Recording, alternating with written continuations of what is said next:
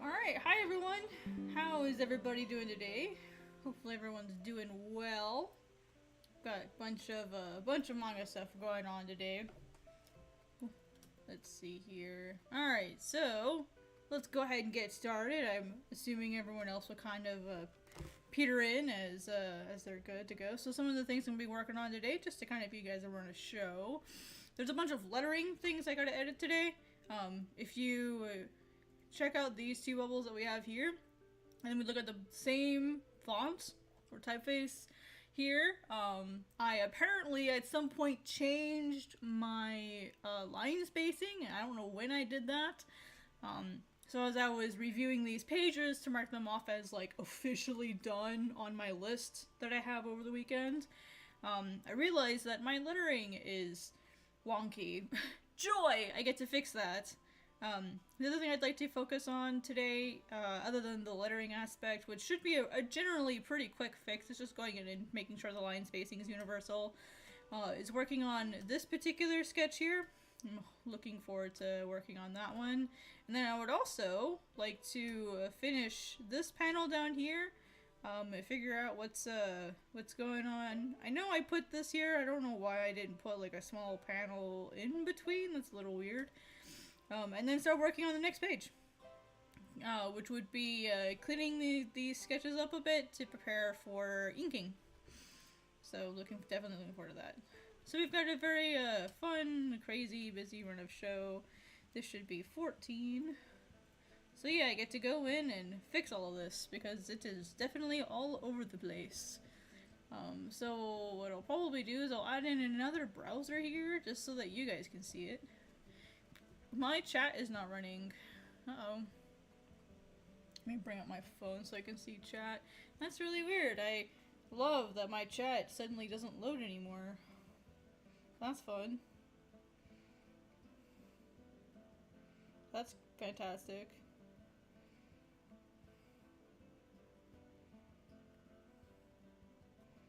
Yeah, YouTube is just goofing lately. Like, when I go to my channel, it's just showing me stuff that I've, like, got on my watch list.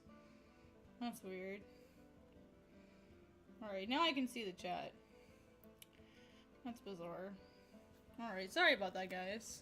I don't know what's up with YouTube lately. It's been giving me trouble. But now I can actually see what y'all say. And I'll just put that up there so I can watch this. Sorry guys, I'm kind of having to work with YouTube lately because it's being weird. Alright, so the first thing I'm going to do here is I'm actually going to, so when you click on this button and you grab your text tool here, when you select this, there'll be a little, these little icons right here. If we click on this pencil line, it'll bring up another box, which you guys can't see at the moment. I'm going to add this capture so you guys can actually see it. So that would be a window capture. There we go. Alright, maybe a little small. Alright, so this box here, what this is sort of our text. This allows us to do some basic text editing. I know any letterers watching this would say, why are you using Clip Studio to letter? Why don't you just use Illustrator? Because I don't like Illustrator. Illustrator is fantastic for lettering. It's like, personally, it's like the golden standard for lettering. But I'm an indie. And I don't like Illustrator. And I'm not going to pay Adobe just for Illustrator. I'm not doing it. So, I don't letter professionally anymore. I don't letter any titles anymore. Like, I did the one and done. Probably won't do anymore. So I'm going to edit that. So what we're going to do is we're going to go to line space. Yes, we've got it all the way down to 94. Which is not the basic. The basic is about 120, I think, for this font. I'll probably set it to 105. We'll see how this looks. Actually, let's try the default of 120, I think. I think that's, yeah, that's way too wide. So let's cut it down to 105. We'll see how this looks. I've got mine here, but I have this one up here. So I have this one up here in the corner so you guys can see it. Let's see how this looks. So I'm going to deselect my tools and everything. And just for like, here's the difference here. So you can see even with, you know, these both have 5 lines. When you have 5 lines, it's almost like an entire line with the difference. So it's really, it's really important that you make sure you've got good spacing to make the font readable. Because I mean, when you zoom out, there's a couple things you want to look for when you're doing lettering. You want to make sure that when you zoom out, you know, or it's on a phone width. So what I usually do is I'll hold up my phone to the screen so that I can actually see like how wide things need to be, so I can get a rough idea of like, hey, like once this is made small enough to fit on a phone, is this going to be legible? Because if it's not legible, people aren't going to read it. Does that make sense? If you have a confused reader isn't going to want to read. So, and here I feel like generally I can read this. I might make it just a little bit bigger. I've been sticking with 14, but I'm going to see how I feel with 15. The other thing you kind of want to just double check is make sure that at any of your points here, you have at least the letter H. So if we take, I'll actually show you guys rather than tell you. So we make a letter H.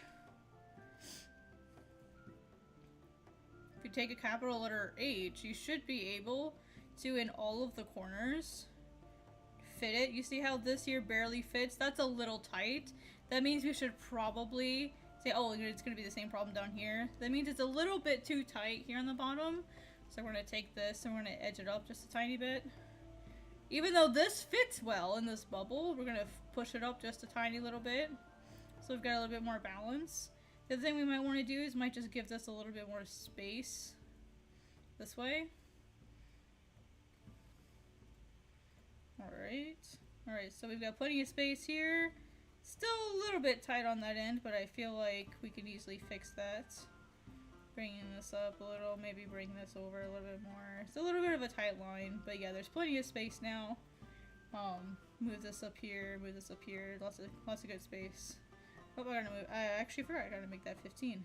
So we did, said we were gonna move that, didn't we? Alright, so let's double check. That looks good, that looks good, that looks good, that looks good. Silly little letterer tricks. And then this one, so now we're going to take the settings that we had for this one, which, let's see, we settled on 105. We're going to bump this up to 15, that way it's universal. And, like, the text size itself is going to vary, like, instance to instance a little bit. It doesn't have to be, like, exactly the same size every single time, but it does make a big difference when you have, like, a really wide... Hang on, guys, one sec. There we go. I had to move the tablet a little bit. Allow for Miso to sit up here. Hi! So, yeah. So let's go ahead and do that. So we're going to set this to 105. Alright, we're going to put this here in the corner. We're going to center this as best we can, as what we think looks the best. And now we're going to grab our H again, which is set to 15, set to all the same settings. Oops. Now we're going to move this boy around. We're going to check our spacing. Yeah, see, this is a little bit tight down here, so we may want to get this a little bit more space. This is pretty good, but maybe we want just a little bit more space. This is really good, and then of course, this generally is pretty good. Let's actually select this and see where it's at. So yep, it's pretty good. We got some space here. So it was a little tight here in this corner, so we're gonna widen this just a teeny bit. Widen that just a teeny bit. The other thing that I need to change, I don't know if anyone noticed this, the type of bubble tail that I'm using is different now. One of the things that I noticed in the Hunter x Hunter manga that I really liked, because I haven't seen it anywhere else, maybe it's just me not reading enough manga, is they have these like double tails, right? So like if you look at the tail here, there's a double tail. Like, Togashi's manga has this double tail. And it's fascinating. And I'm like, wow, I've never seen it before. I really like that. So now I'm using it. You're gonna go work in your hyperbolic time chamber? Well, go get her done, I guess. Whoa!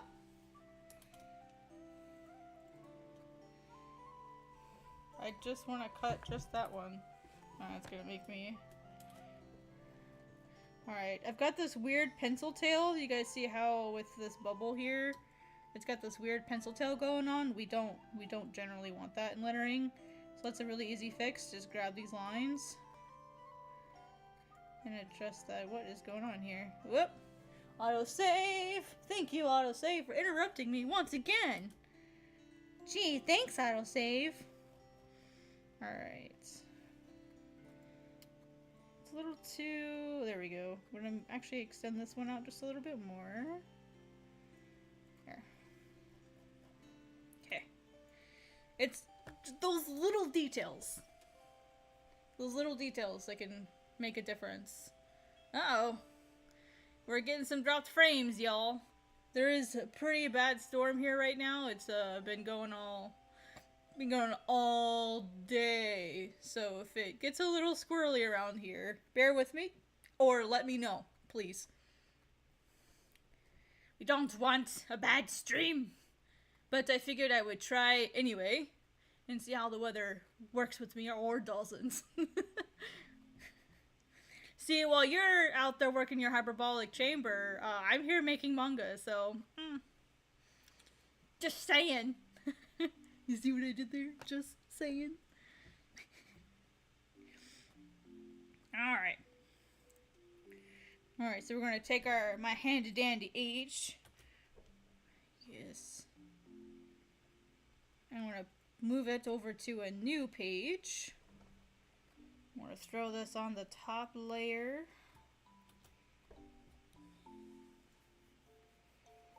Okay, so now we're going to do the same thing wherever my H went.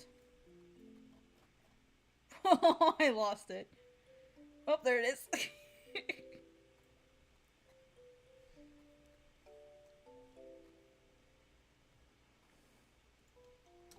Manga called back disease. Please. If you take care of yourself from the beginning, you won't have manga called back disease.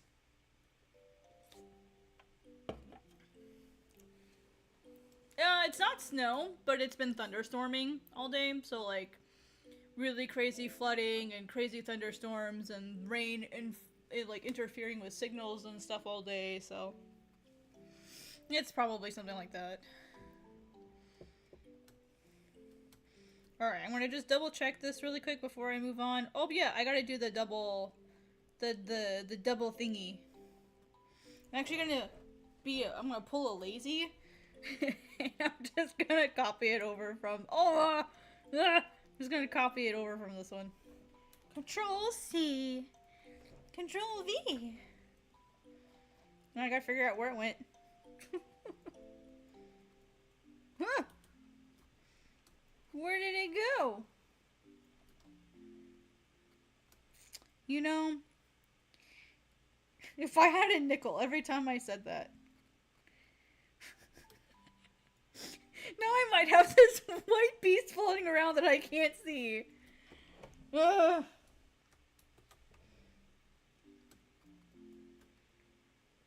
If you ever can't find something, just Control V it. And you'll probably find it. Alright, so it's over here. It's over here somewheres. So I'm going to cancel. Now I'm going to do this.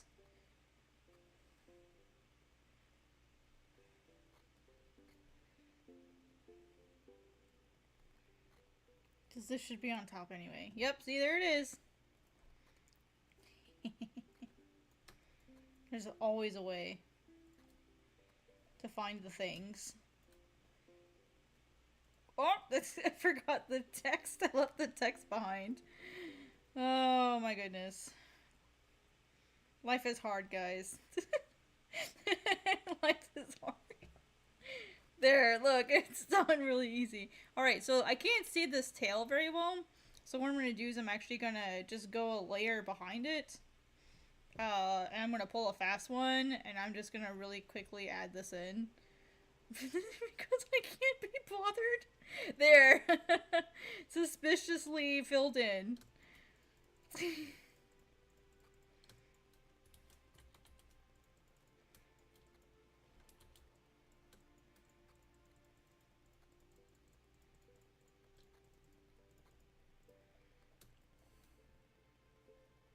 Ah, thank you. I forget what we're at now, honestly. I did forget to update it, didn't I? My bad. Let me see what we're at now. I did forget to update it today. Ah, yes! Ah, yes, we're at 2,410! I shall update it this instant! That's if I spell overlay correctly.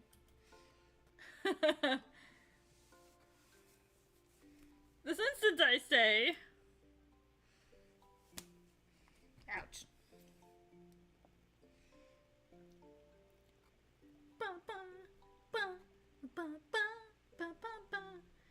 Edit!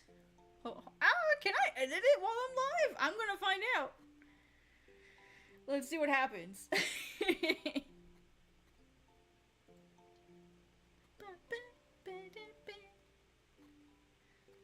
Let's see.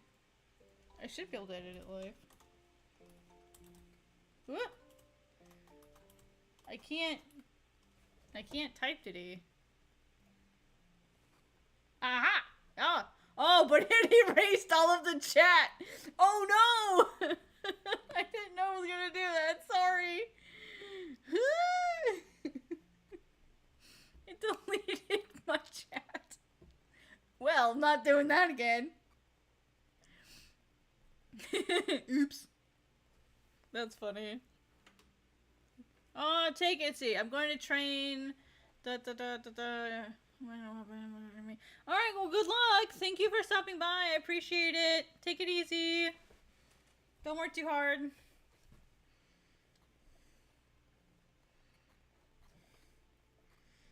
Alright, so now that I've... Is that bolded? That looks bolded. Is this like a single letter that's been bolded? No? It's just the way it's written, I guess. Ah, weird. Looked bolded. Ow. Oh my gosh, my leg. It's on my back, that's the problem. It's my legs. I can literally be that one guy from SpongeBob. My leg! Okay, alright, we'll save that. This page is good and edited, and let's move on to the next one. Okay. Alright, so we're going to do the exact same thing we did before. We're going to check our spacing. Well, first thing we're going to do is we're going to check our space alignment. Gotta get that sorted out. Oh, yeah, it's way too big. We're going to kick that down to 105. Because I like that. If anyone here's a better letterer than me and you don't agree, please tell me. And, and now... Oh! What happened? Something happened. I heard the beep. Ugh! I just realized that my thingy was covering it up. Oh no, I'm so sorry! Oh, thank you! I appreciate it. How are you doing, Kara? How are you doing? Something happened, fam! And my thing was covering it up, so I didn't see it! I'm gonna go back and try to catch it on my stream here.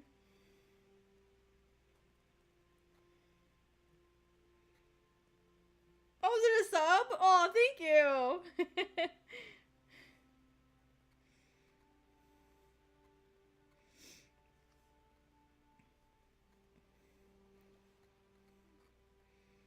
Yeah, I had my text alignment thing up, like, it's hiding it. So sorry, I'll move it over here. Sorry, fam.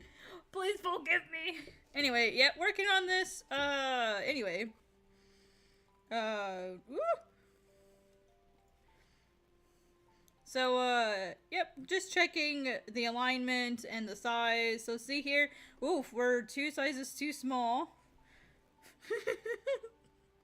As are a lot of things in my life. Actually, no, I have the opposite problem. Everything is too big. I'm the small one. I'm like 5'3" on a good day. Everything's too big for me. Everything is too big for me. Alright, I might have to adjust this because I feel like it's a little... let's try adjusting this. I feel like 2 words across should have been fine.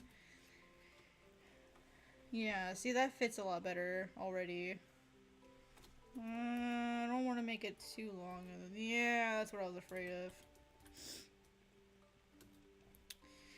I don't want to have to retype this.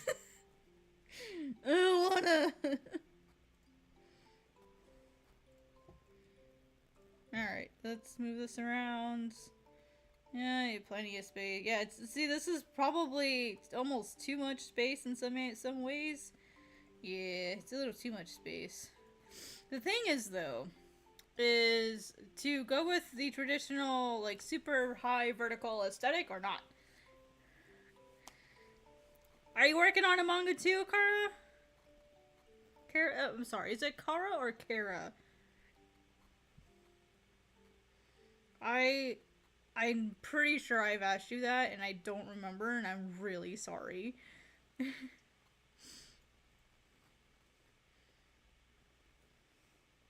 I am a terrible human being and I apologize.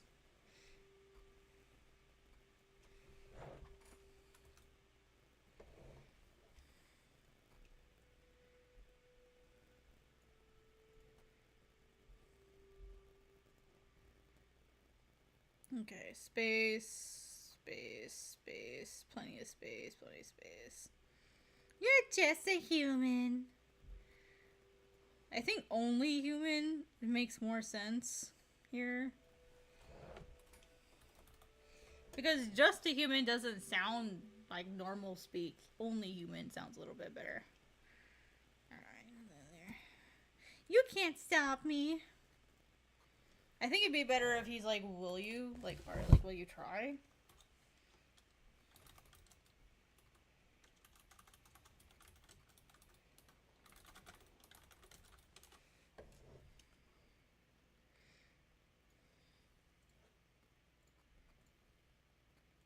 I mean, I feel like Nara is the type of person who would just be like, I don't care if you try to stop me. But, because Nara just gives no shits. I guess Kara more than Kiara. Okay. Yeah, I've heard it a couple different. I've Nara, Kara, Nara. Oh, nice. Okay, so it's the same way. Got it. Nice. Because I've seen it all kinds of different ways. I've seen Kara, Kiara, Kara, like Sarah, but with a K. I've seen that too. Like, I actually have a friend that is, like, Sarah with a K. That's how she says it. And so I'm like, which one is it?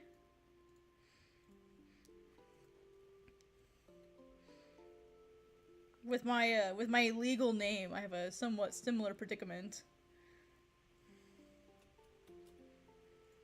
Where it, of course. Of course. Who does this? Who puts these two so close together? Lame. Reminds me of my illustrator class. Oh, this H is bolted. I just realized that. That makes a big difference. Oh my goodness. No wonder everything felt weird. It's because the H was bolted. Damn.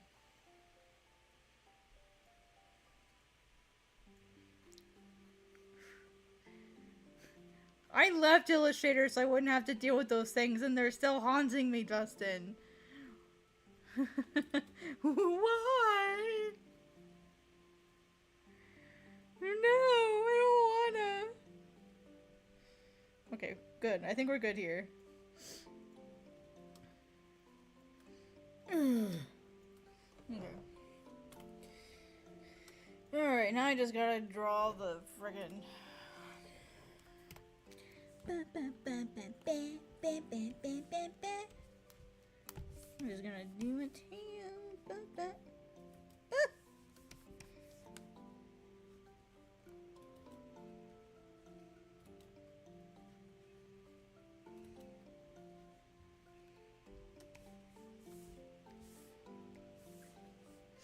I don't like Bezier curves. Bezier curves can go suck it.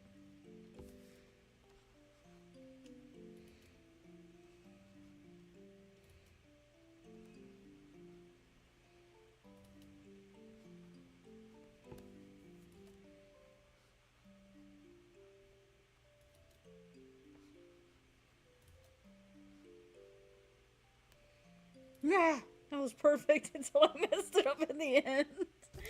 No.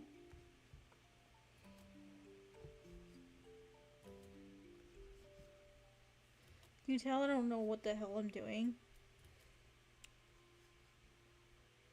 If anyone thought that I knew what I was doing, haha, joke's on you. No, I don't. I really don't. It's like, welp, Alright, so I just drew it, and now we'll angle it properly.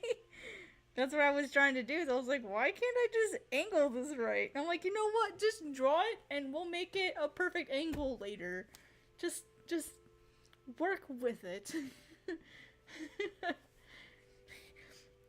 I've got limited brain cells, okay? And I don't want to be burning them out trying to get my lettering perfect. I've got better things to burn brain cells on.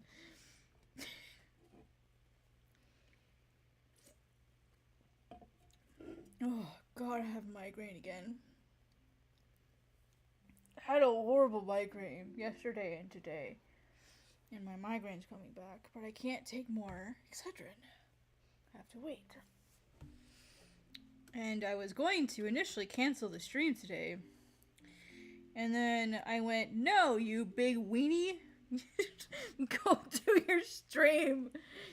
Can you have 1 week where you don't miss it? Please. And so here I am. Trying to look at a screen with a blinding headache. Ooh. You see this? You see this face? This is me right now.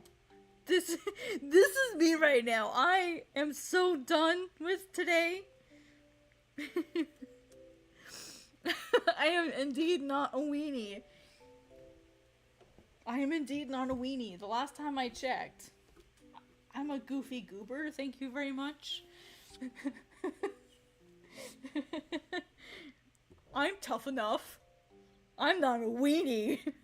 Please tell me you guys know what that's from.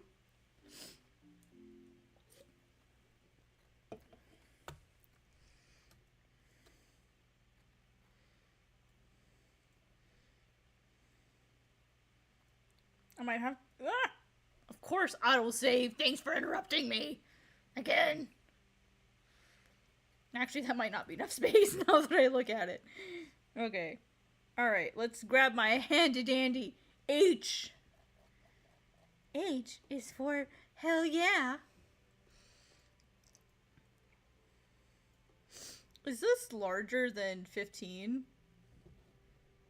What? No. I have the wrong font? Oh my god, fuck me. I have the wrong font. I just measured my H's with the wrong font. Oh my god. I have to go back and do it again. No.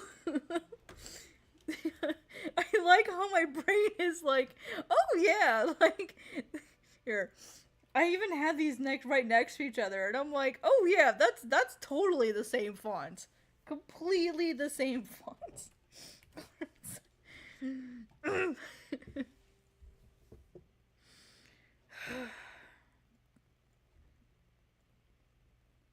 Fuck. No, don't expose myself! secrets that I don't finish my artwork underneath my bubbles. It's a gamble, okay? And I'm willing to gamble that I don't have to finish all of my panels, just a letter. I'm trying to save time. Oh my gosh, all my dirty secrets.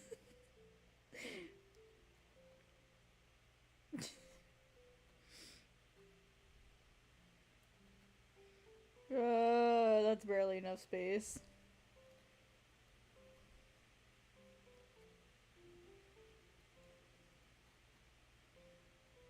Beep.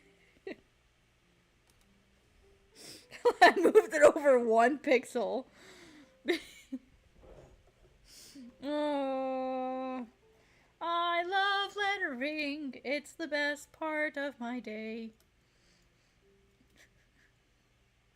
Not really, but I'm trying to be optimistic. See, I actually have to expand this because there's clearly not enough space. I like how I expanded it and then forgot to move my text over.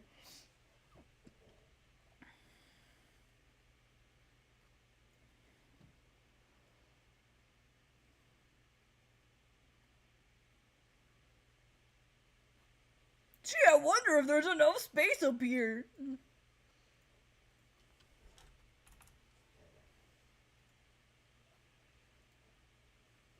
This is so much fun, you guys. But see, here's the thing. I will show you things about manga that you would never think of, including how painful lettering actually is. Imagine the poor souls that have to do this for a living, whereas I just get to sit here and deal with it and be as lazy as I actually wish to. I just can't let myself be lazy because then I would feel bad and not sleep at all. I'd be laying there in bed and going, dang, I forgot to measure that one corner with my H. I need to go get up and go check it right now. Now, I don't know what possessed me to do this. I don't know what possessed me. But look at this, it's like, what? This little corner up here, and I'm like, what the fuck did I do that for? And this is too much text. Additionally, there's something in here called a river, which, on the scale of offenses, is almost worse than a tangent. I'll show you what a river is. A river is this. Boop. That is a river. And it's even worse when it's straight. Like a lot of things. The other thing is I forgot to check my alignment over here. Let me check this really quick. Uh-huh. Yep, it didn't look right. And this is definitely not correct. Yeah, this is like 10 points too low. Yep, see, that's even tighter. What I will probably have to do is I'll probably have to completely rewrite this bubble. Just so that it's less words. And there isn't a river. I mean, I have to rewrite it anyway because there's a river in there. Naughty.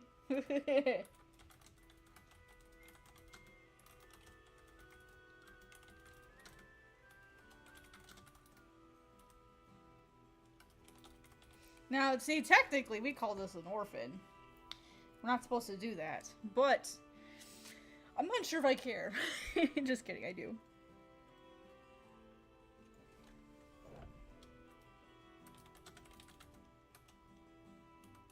Ah, see, there's another river there. Not quite as bad.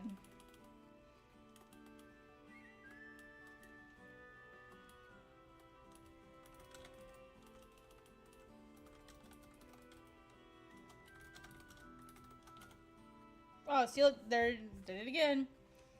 Ugh, orphans and rivers are the bane of my existence.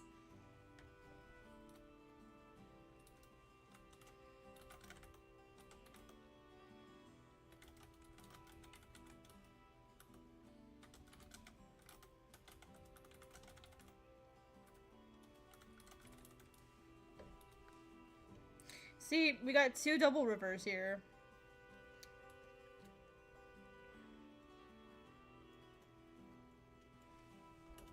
it's not safe to be out there. Damn it! I keep making rivers! Ugh.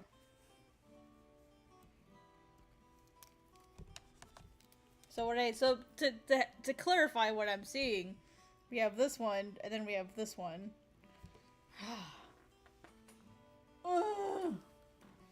God damn, I hate typography! Bane of my existence! They're almost worse than tangents, because it's so easy. It's so easy to do, because usually in manga, like when we're lettering, we try not to use these really long words. And we try to keep hyphenating to a minimum. But the problem is when you use shorter words, a lot of your words tend to be of the same length, which means it's really easy to create rivers. So it's... I'm gonna go crazy.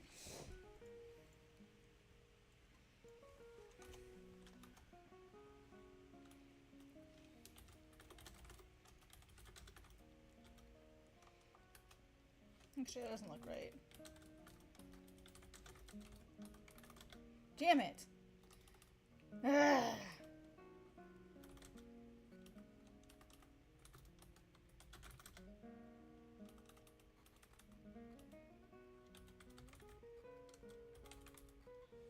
Oh, do you see? See what I mean?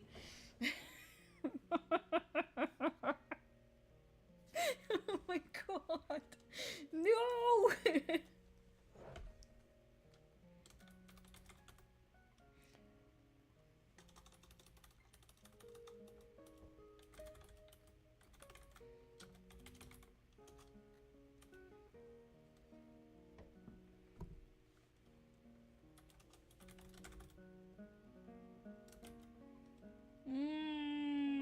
I can let that one go.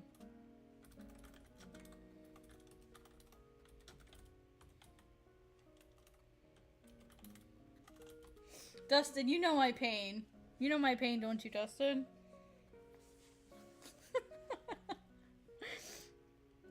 It's like my daily struggle. But it gets the point across. The exact same idea, basically. Hey, you're not supposed to be out there after dark. There is a little one right here.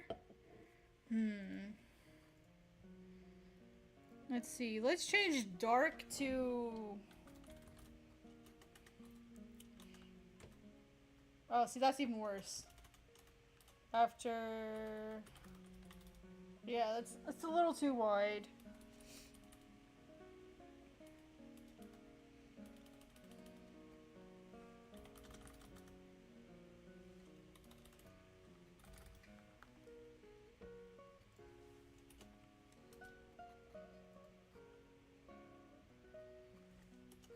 I'm gonna purposely ignore that comma because it would mess up my alignment. Yeah, that's not gonna work either.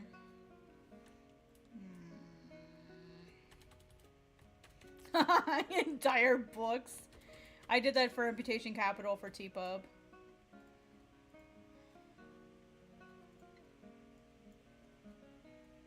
I could say in the dark, but it's not safe outside.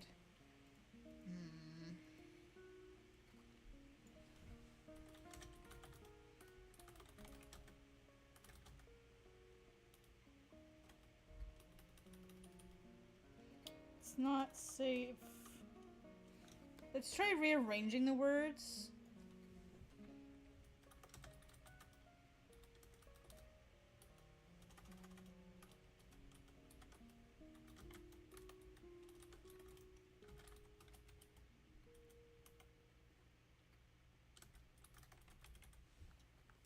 See, that's a really unnatural way of speaking. Like, at night, it won't be safe outside, even for a hunter like you. See, like, that doesn't sound very natural. Even though it fits a lot better, and there really aren't any rivers I need to worry about, it's not a very natural manner of speaking, especially for Aros.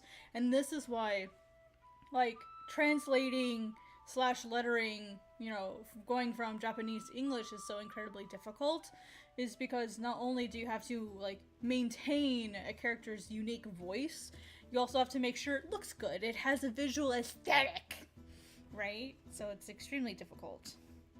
And that's why when I see people like crapping on like localizers and stuff, I'm like, okay, well then you do it better and you account for A, B, Y, C, X, you know, whatever. Like, because it's not as easy as it looks. It's not as simple as picking a good translation, you know, something that sounds more natural to read or is more accurate and then throwing it in. There's 50 gazillion things that you have to like account for when you're doing this kind of stuff.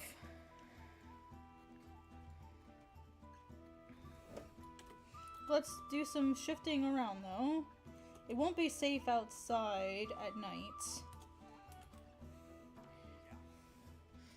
And see, normally I don't like to have like big, big, small, big, big. And it also creates a river. Fuck. Ugh. Okay, this is where the After Dark might help. After Dark. Ah, now we have another one. Oh. I hate lettering so much. Oh.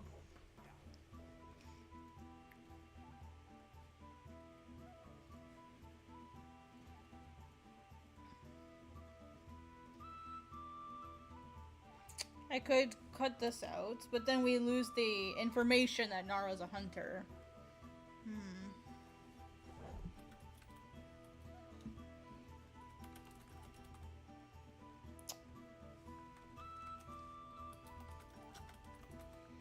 Alright, it's a little long, but this way, this establishes Nara's experience level. He's a very experienced hunter, and what I might do is I might bork this. Just so that it all fits. It looks a little wonky. I don't know about this. Honestly, I don't know how I feel about that. What do you think, Dustin? Do you think the bubble showing in that corner was better? Oh, thank you.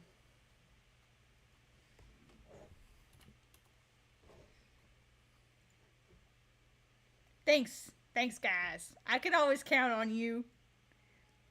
You're my best friends. What's that Toy Story song? You've got a friend in me. I don't know how it goes. Thanks, fam.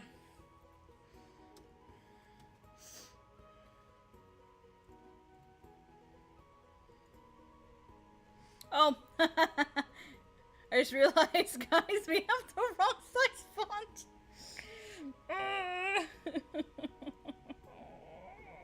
Frick me.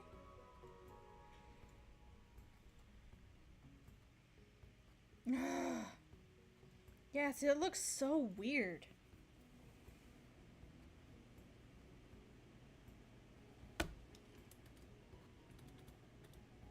Alright, let's do this then.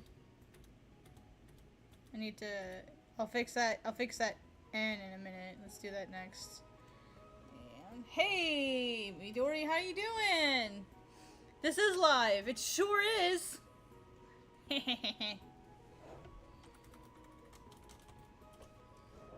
It is indeed live.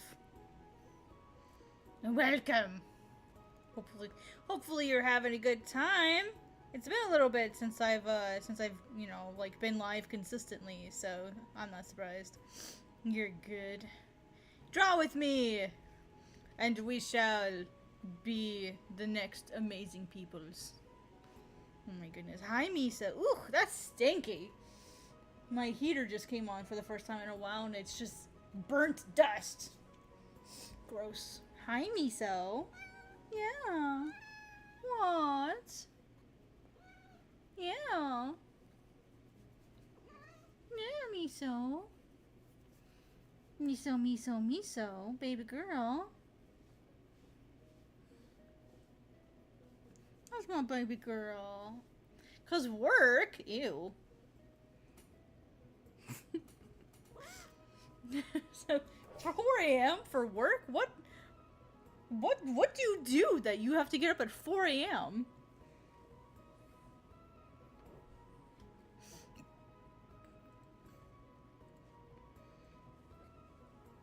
In my or your defense, I have also had a job where I had to get up that early once. So I'm curious. Hi, Miso.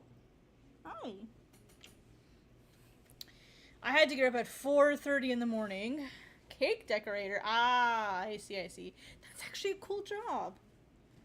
How do you like decorating cakes? Is that like your thing? Is that like what you want to do? I mean, you're an animation channel. Is it just like a pay the bill job, or is that something that like you're actively like enjoying?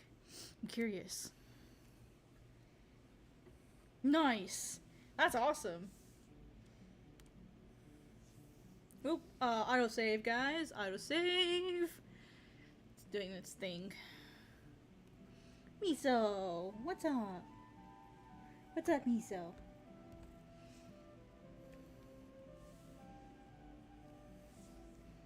That's cool, though.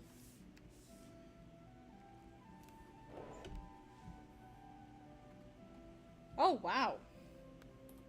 Nice.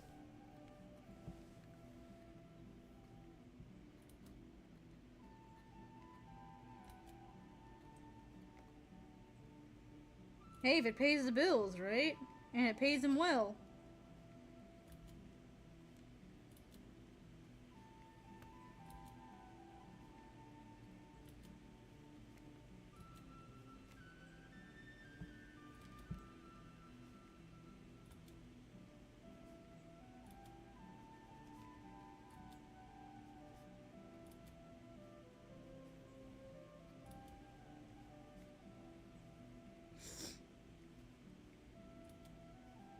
Miso, stop touching my arm. I'm trying to draw, honey.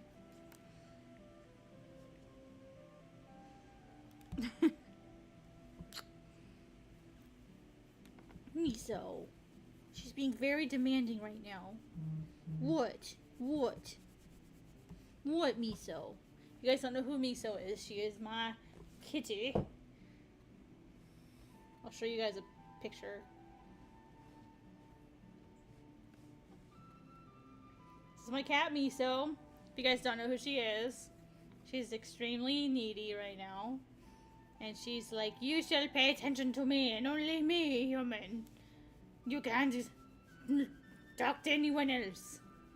Miso. She's doing the thing where she likes to like lay on my arm while I'm trying to draw. I actually posted she posted about it on Twitter. If I can find it. I'll actually show you guys. It's actually really cute. I'm like trying to do stuff with my other hand. It's not working. Miso, you're making this really hard for me to work. Here, I'll show you. She's doing this thing. Copy.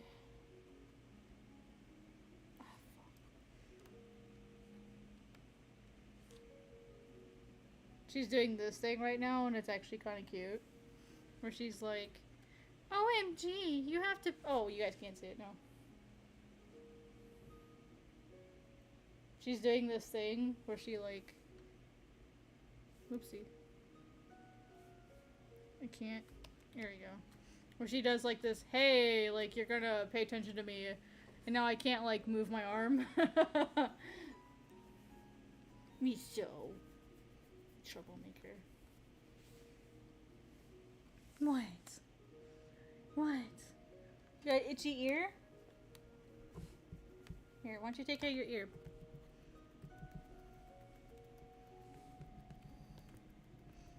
Oh my god, you are shaking my entire tablet. Oh god, ear fluid. Gross. Oh, that was nasty. Do I need to get your ears checked? Come here. Do I have to take you into the vet again? Give me your ear. Give it. Maybe. You're on antibiotics. How can you get an ear infection while you're on antibiotics? For reals? How do you do that? How do you do that?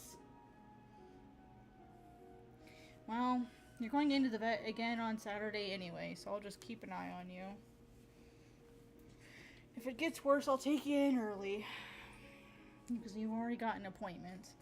Goober. No, you're not licking my hair right now. Jesus.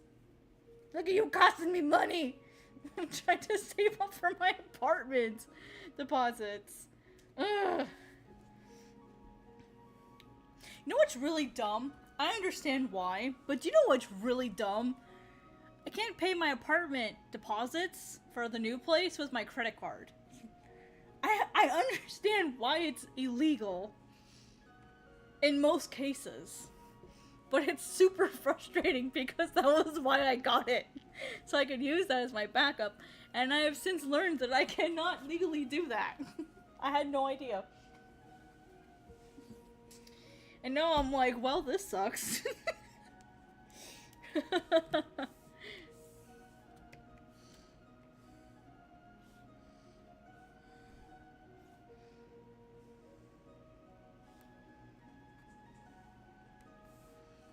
If you don't know the reason, it's called laundering. So I have to actually go get real big boy money. And I have some money, like, but the money that I have is, like, my savings, and so, like, I'm trying, like, not to use my savings for my new deposits, because I'm moving into a new apartment at the beginning of July.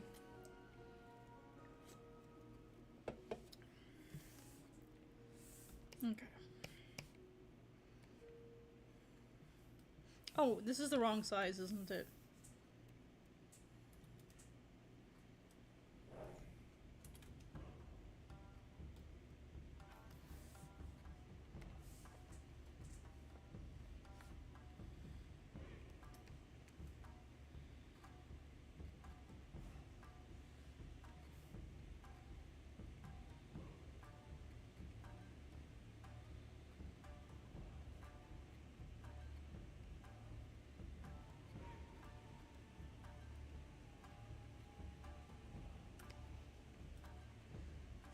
There's a little bit of a river right here with the after dark and even 4, but I think it's good enough. Good enough. My brain's already broken today. I will accept my loss. If you guys don't mind and you're super duper cool, I would super appreciate it if you would hit the like button. It tells YouTube that you like my content and then it recommends it to other people. I would super duper appreciate it very much. If you're enjoying the stream, of course. If not, hit the dislike button. That's fine. That's okay too. Either one. I'm good. I'm golden.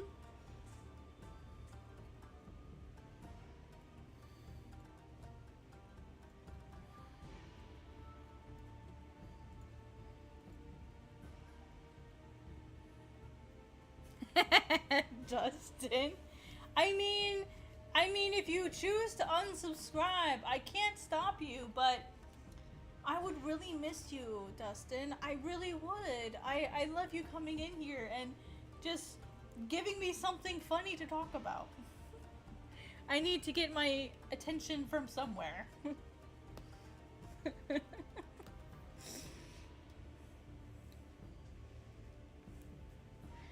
Dance for me, Jester. This is my court, Dustin. You shall dance for me when I tell you to.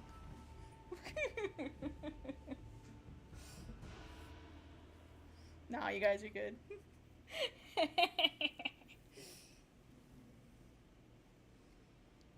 I mean, I can't sit there and, like, force you guys to subscribe to me. That's why I'm trying to be more consistent so that I can be worthy of being subscribed to.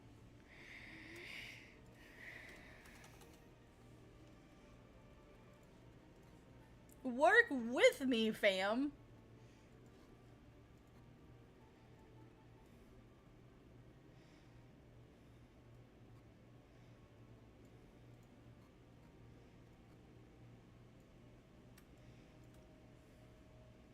You will get all the attention? I'll get all of the precious attention. But we want the attention. No, no we don't. Yes we do. It gives us monies. But we don't want the monies. Hell, the monies.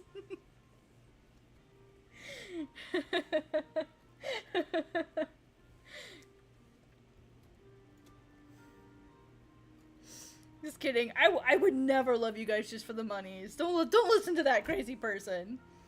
Don't mind them. They don't know what they're talking about.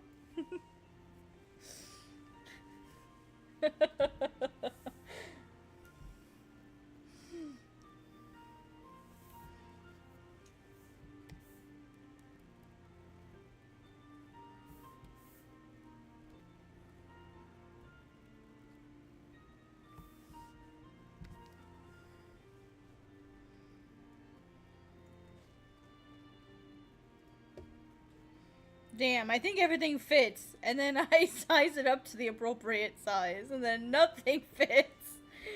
The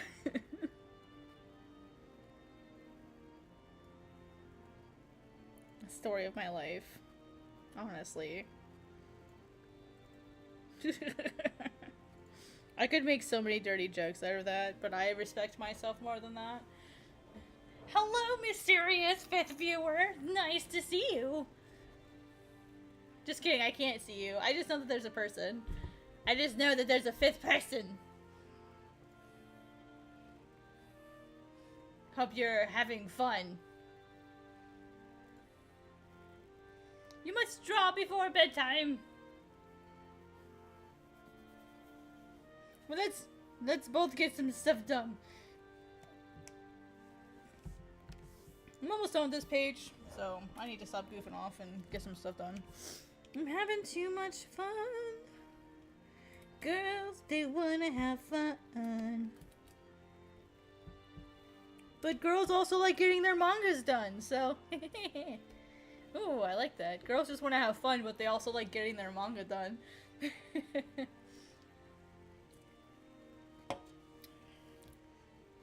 Steal that one from me, Taylor Swift. Alright.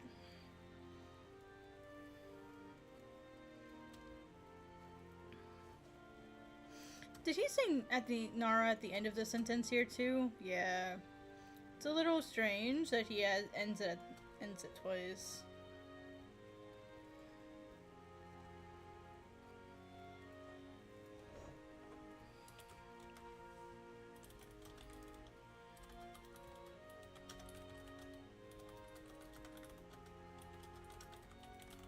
Yeah, we don't need to have no!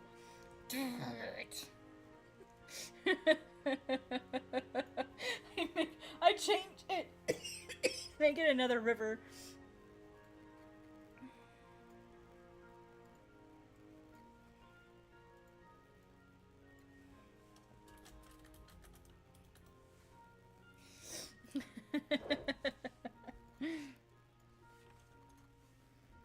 There we go. We'll just say, I know you've been hunting out of season. And if people don't know what that means, that's not my problem. It's like this weird... It just decided it wanted to...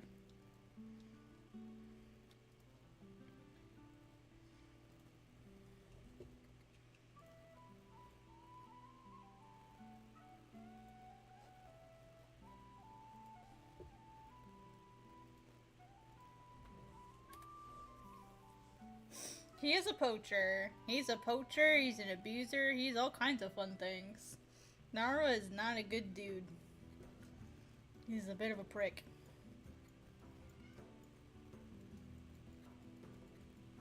Alright, where's my H?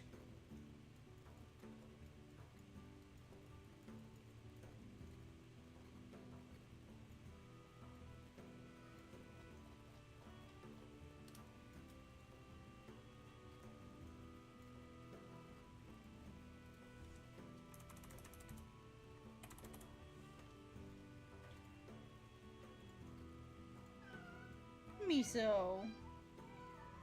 Misa's out there screaming again. Meh. Eh. Yeah? What's up? Meh. Why don't you play with the 50 million toys that you have on the floor? Oh, is that not good enough for you now? Really? Really?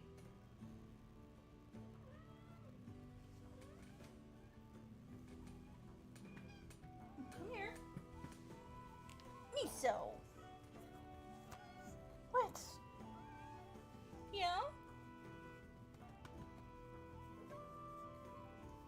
Yeah, Miso.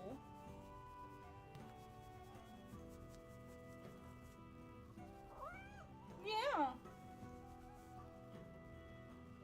Squish, squish, squish, squish, squish, squish, squish, squish. Yeah?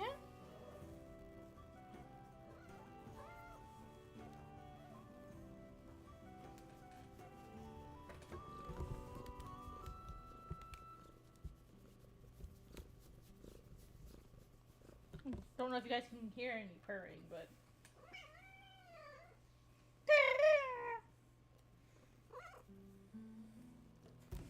Explain to you guys any purring ASMR. Miso.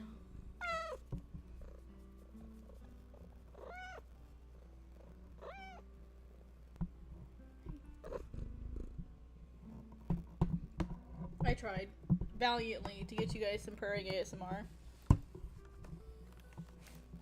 Whoops, I just shut my tablet off. Of course I did. Babs, stay out of the ranch dressing. That is not for you, Missy.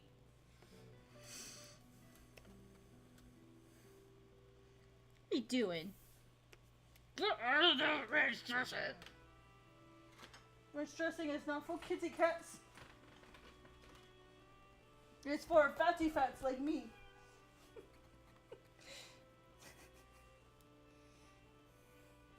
Well, me, so I can't play right now. I have to work. We're gonna have to wait till I'm done and then we can play. Okay?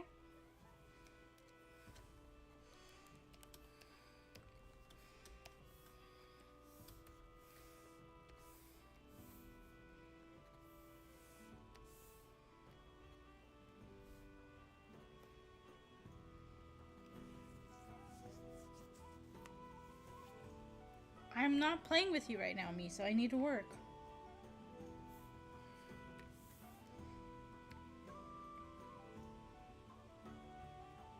It's a little tight right there.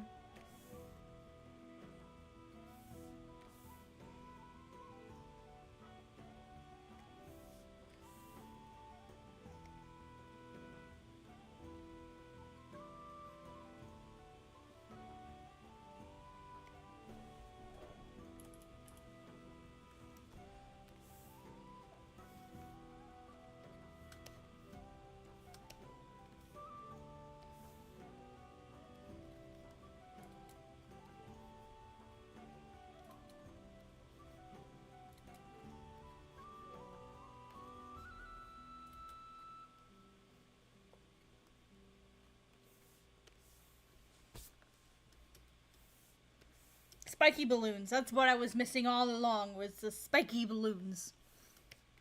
It just gives something. I don't know what it is. It just looks insanely satisfying.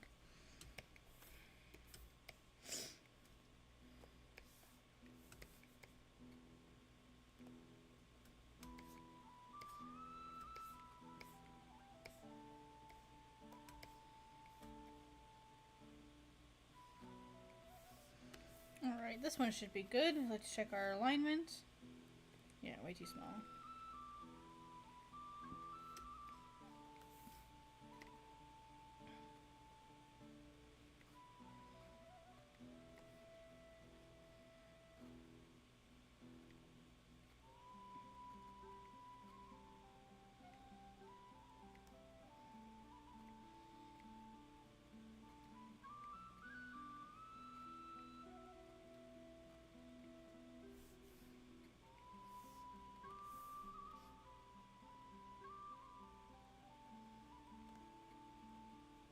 Doesn't look like it's the right size. It looks a little too small.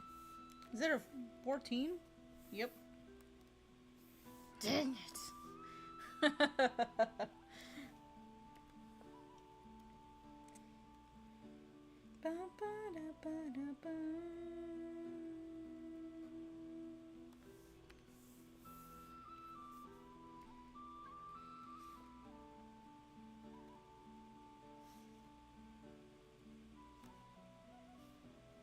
If you guys, again, haven't been here long enough to know what I'm doing, basically what I'm doing is I'm checking all of the corners, and I'm making sure that there's at least an H's worth of space in between.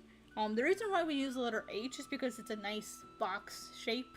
It's a very simple shape that's you can use to sort of like check all of your margins, because you want to be sure that when you're lettering, you're giving enough space like around. Like you don't want too much space around the corners of your bubbles. Otherwise, it can look sort of like free floating. It looks out of place. Versus if you have too little, it'll look tight and cramped. And so taking an H around to the sides and the corners, oops, that's the same size as the font that you're using, will let you know if you have enough space. And we can see right here, we still have this problem in this corner here. There's still not enough space. But if we take it to all these other corners, we have plenty of space. So, but we're just trying to get this one out.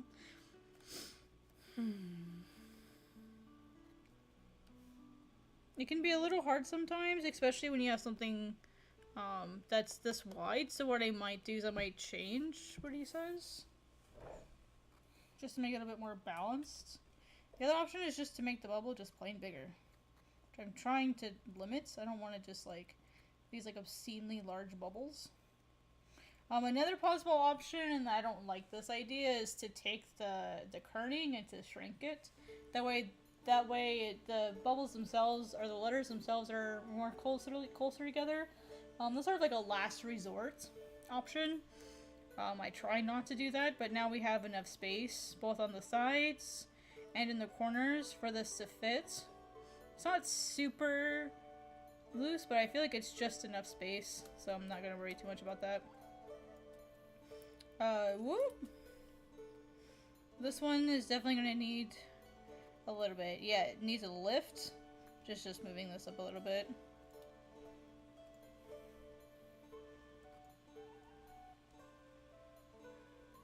I think what I'm going to do is I'm going to take the maybe out. I don't feel like it actually contributes anything. Plus the font is, the typeface is too small. It's 14, it should be 15. I try to keep things consistent if I possibly can. And then adjust only when I need to. Like if I'm just really running out of space, I can make it like 1 digit smaller, and most people aren't going to notice that much. The average person won't notice.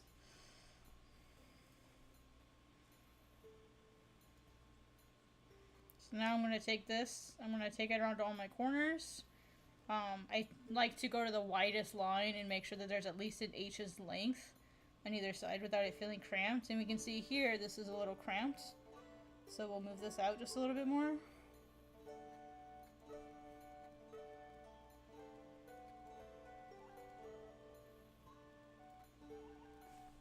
I'll notice. Good, I need someone to hold me accountable. I can always count on you, Dustin. Thank you.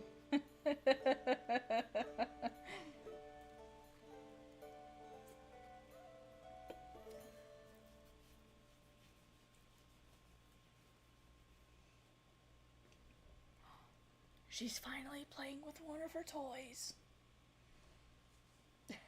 And not begging me to play with her.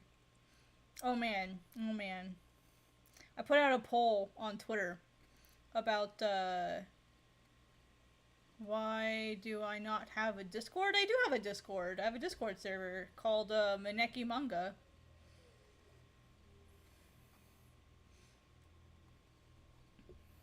I don't have the link public though. Just because, well, that's the thing, is the server isn't for fans necessarily. It's not for people who are fans of me. Like, it's a working Discord server where like people who make manga can join and we can all work together. And the reason I don't have like a fan Discord is because I just don't have the time to run that. I have a full-time job that I work 40 plus hours a week, and then I have my manga that I work on between Godsbane, and I'm also in the one-shot program with Viz Media. So between like those two manga, I'm like working like another 30 to 40 hours a week. And then I have like the working Discord that I have, like the working manga Discord. So I already have one Discord server that I watch. I also have to watch my workplace's Discord server. So like, because I work in community management, and so like I'm watching their Discord. So I already have two Discords that I'm supervising. So I'm a little busy. That's why. It's because I technically have one, but it's for making manga. That's why. I don't know if that's a good reason, but that's my reason. I don't really have the ability to like watch over another Discord server. Yeah. I usually do draw, but I mean like that's fine, but I don't stream in the Discord. I don't stream there. If I stream, I'm gonna stream it on YouTube. But if you want to stream, then, I mean, if you, like, if you want to, you could join, if you post on Global Comics, you could join the Global Comics server. I mean, I literally work for a comic hosting platform, so if you know of Global Comics, I work for them. I'd be happy to send you an invite to the Global Comics server. Because that's just for, like, comic fans in general. Like, if you make comics and manga and stuff, like, yeah, I'll grab you a link to the Discord, to the Global Comics Discord.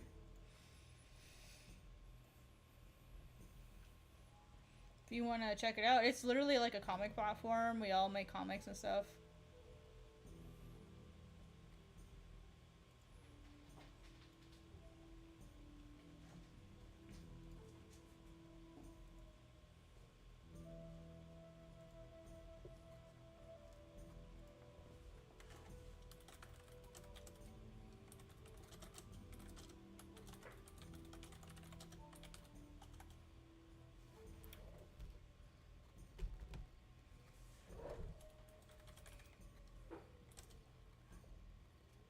No, not at all.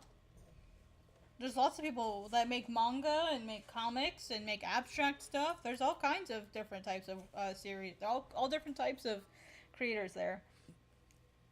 And if anyone does bully you for the art style that you have, let me know. Like, I'm a moderator, so that's literally my job. Part of my job. So, like, if people start, like, being mean to you about it, like, just send me a DM about it, okay? It's generally, like, a pretty chill server. Like, we're all creators and readers. There's even, like, publishers in there, too. So, yeah. So, Global Comics, if you don't know, Global Comics is a hosting platform where we have web comics and vertical comics and traditional comics and graphic novels and manga and like Image Comics is there, Top Cow is there, Mad Cave is there, Boom is there, Metabank posts there, Tokyopop is there, and then a bunch of indie creators too. So like it's a comic hosting and distribution platform. And that's my day job. My day job is associate community manager.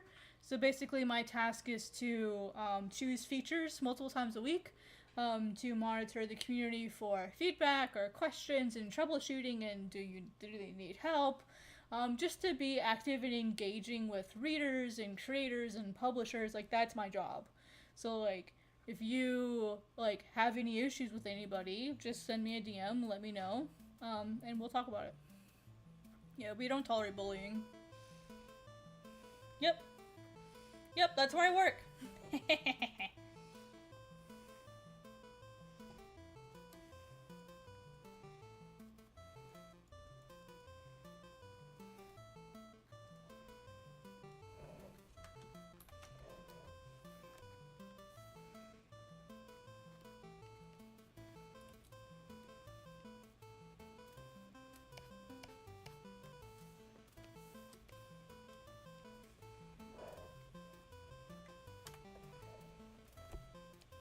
It's an adventure for sure.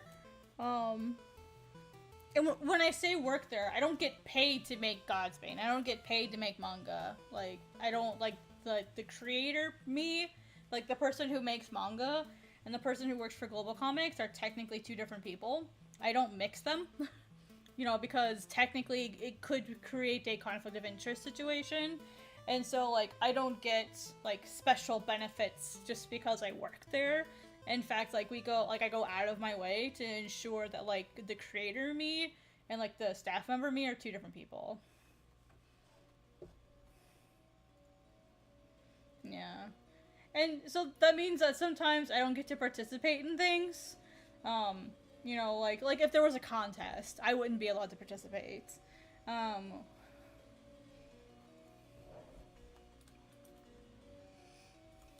Additionally, when I placed 9th overall, I placed 9th in the indie creator list, basically meaning I'm not with a publisher. I, like, chose to forfeit the $1,000 that I won. I wasn't pressured into it, but that was, like, my suggestion, because I just felt like that was, like, the right thing to do. Like, because I'm a staff member, I naturally just get a little bit more exposure than other people. So I didn't feel right taking that money, and so what I did is, instead of taking that $1,000 for myself, I split it up among the other 9 people. And I just felt like that was the right thing to do. But yeah, like, it is a nice place to work, because, like, I basically get to, like, talk about comics and manga all day, and then at night I get to draw comics and manga all day, when I'm not streaming and yapping my mouth, running my mouth, I guess.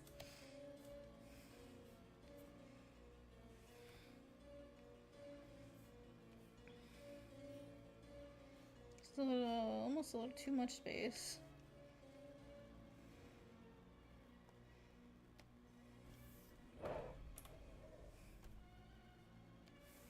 But yeah, like, it's definitely interesting. It is an experience, that's for sure.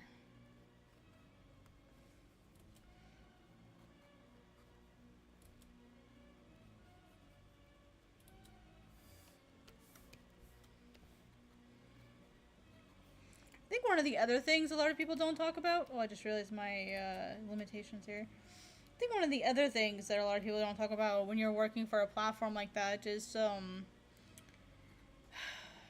and I've talked about this with other people who work in community management.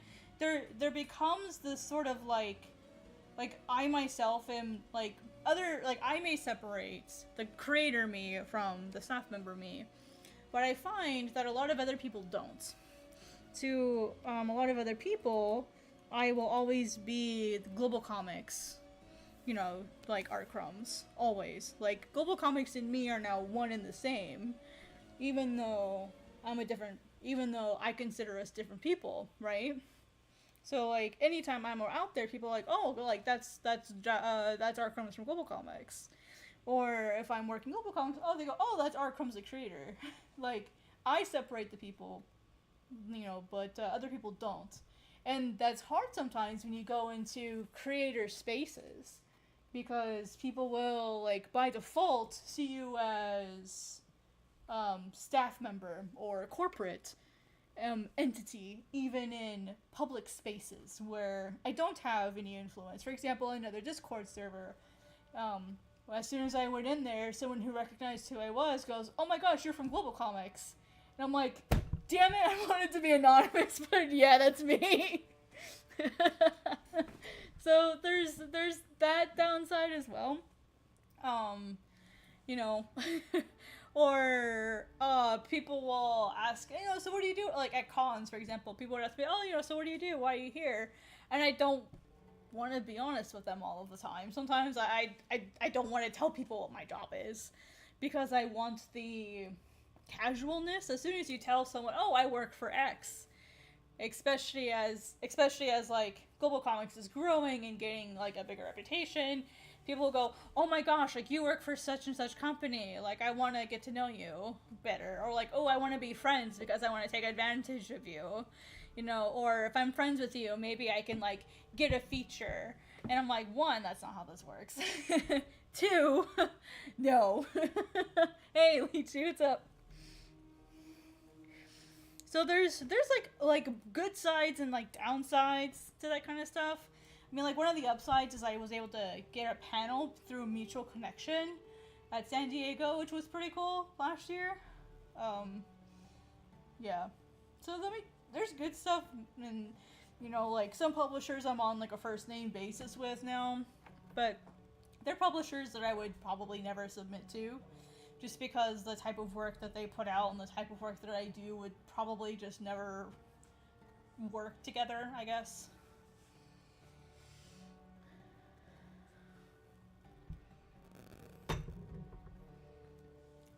Yeah, let me add you the creator role for you really quick, sorry. So, okay, so now that you have the creator role, you should be able to see the creator chat and the art gallery. In there, you should be, in the art gallery, now, here's the thing. This is really important.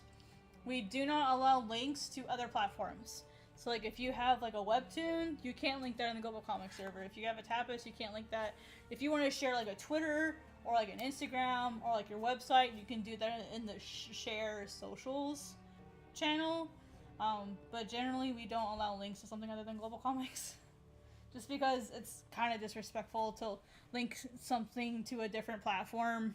You know what I mean? Like I wouldn't go into the Webtoons Discord and go drop a link to Global Comics, because that's kind of disrespectful. So, yeah, that's the only thing that I'll ask. Is to just make sure you read the rules and follow them.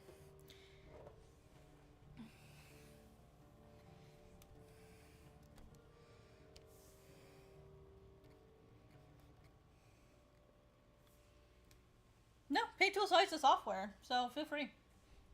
If you wanna share works, no. What I mean is like if you post your comic on a website, you know, just be mindful of that.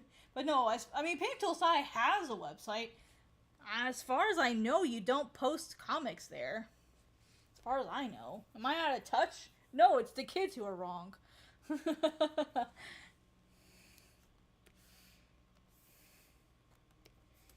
Alright, I think we're good with all the bubbles and stuff.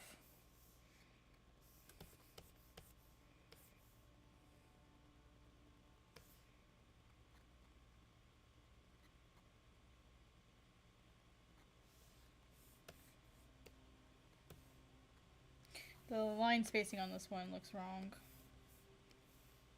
Yep.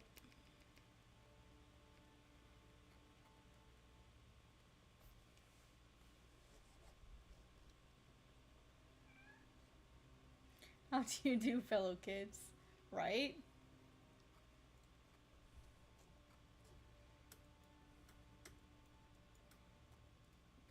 This one also looks wrong. It is. And this one's also wrong. Autosave! You don't do social media? Oh, I see. Alright, well, if you don't do social media, then that's fine. You can just post. Just keep in mind that if you want to make a place, if you want to share your artwork, you can do that. You can just share some art in art gallery. Just don't post 30 pages all in one go or something. Don't spam, that kind of thing. I do social media because it's literally my job. It's my job to have social media and to do all that fun stuff.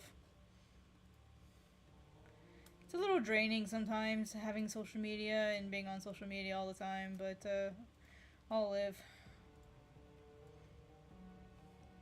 It's a little stressful, not gonna lie.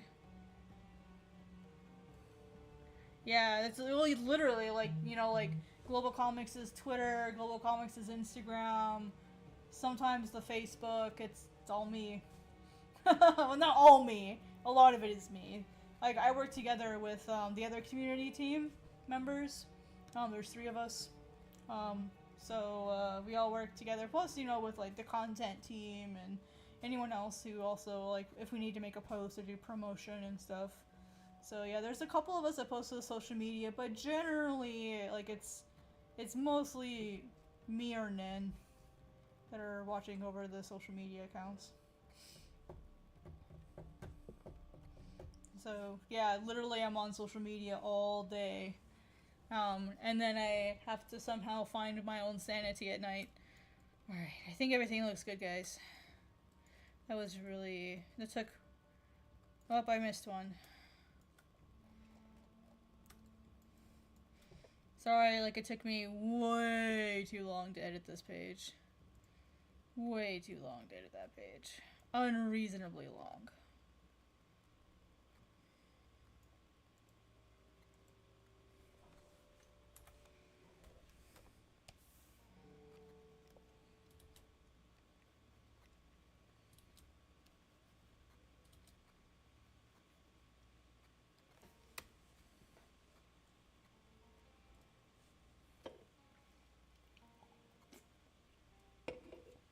To be fair, I talked a lot, so...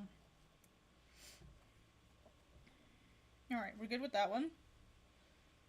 Now we're working on the next one. Alright, before I do drawing, before I draw this panel, I'm going to go and double check all the lettering first. This needs to be expanded out a little bit. Yep, 94. No rivers here.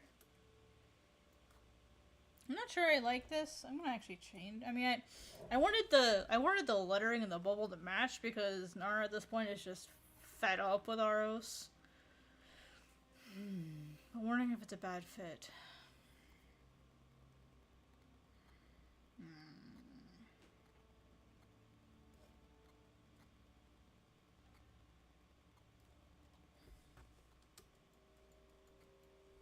Yeah, I definitely want to check out from social media. I've considered streaming earlier in the night, or sorry, earlier in the day, evening, whatever, just so that I can be off of social media sooner. Literally, just because I'm kind of like I want to isolate, and not have to be on social media all night. And that way I can also focus on getting my own stuff done too. You know what I mean?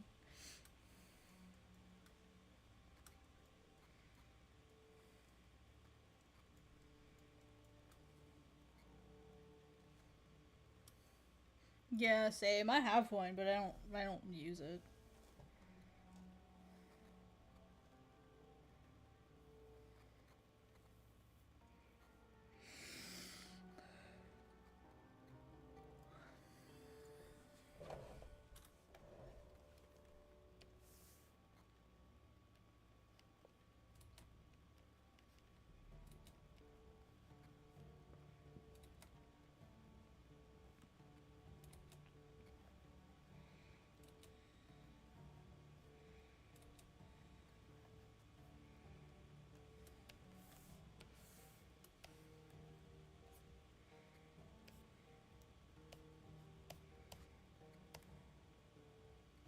Looking for rivers.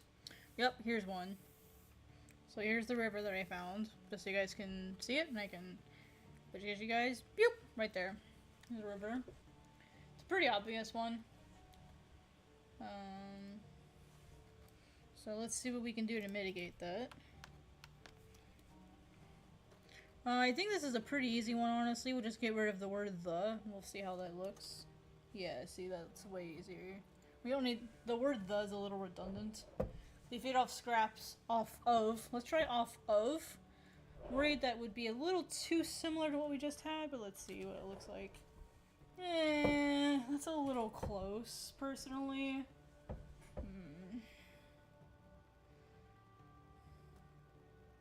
think what bothers me more is the Y and the A. I think that's what bothers me more, to be completely honest. Right here. It's a little... effing kerning!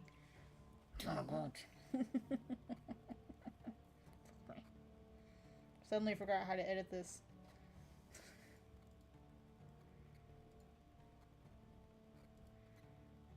Can I do like a half? That's not what I told you to do.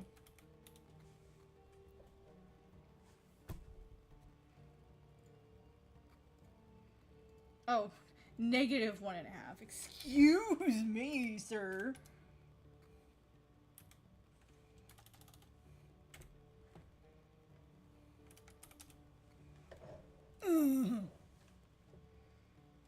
Oh, no, that's not bueno. I think -1 is fine.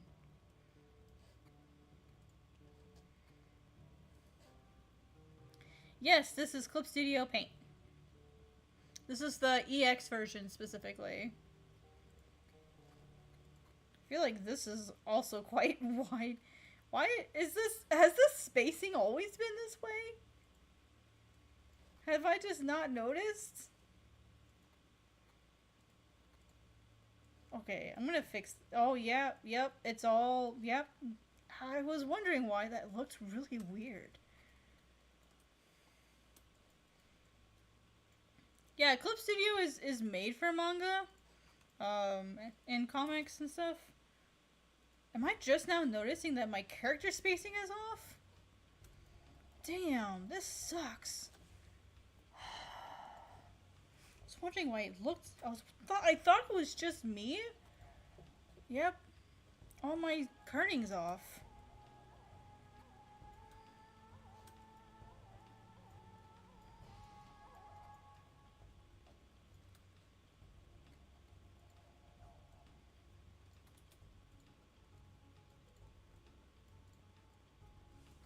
Dustin, how could you let me down? You were supposed to help me catch that. How could you let me down?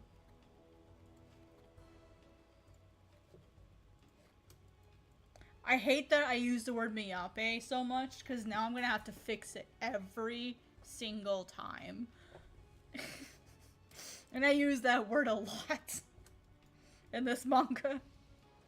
Jeez, Dustin. I was counting on you. Actually, this one I'm going to have to increase. Because that's a little too close there. Whoops. And then...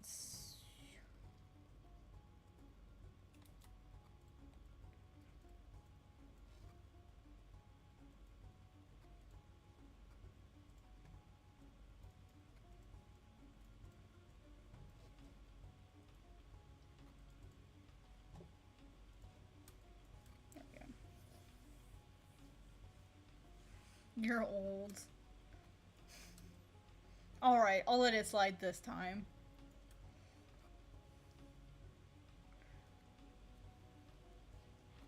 No, you're good. Yeah, no, you're completely right here, so...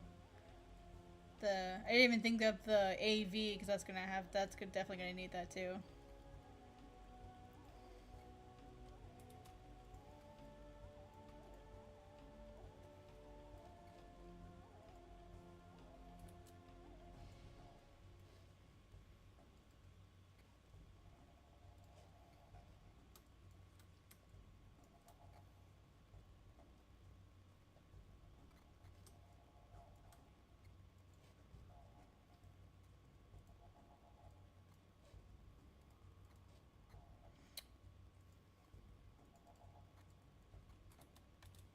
So if I grab the right letter. The one thing I don't like about Clip Studio is the way they do that.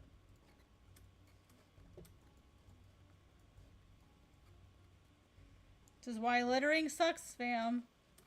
So what I'll do actually is I'll grab miyape from here and I'll copy it over. That way it'll be a little bit easier. It should copy over the settings.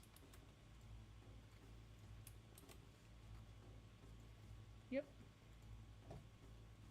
It might be beneficial for me to have this in a document somewhere so I can just copy paste it rather than redoing it every time.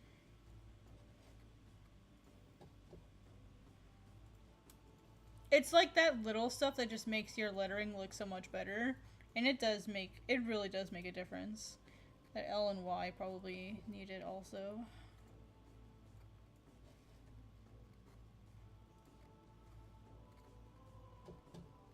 It's like this little stuff that just makes you look more professional.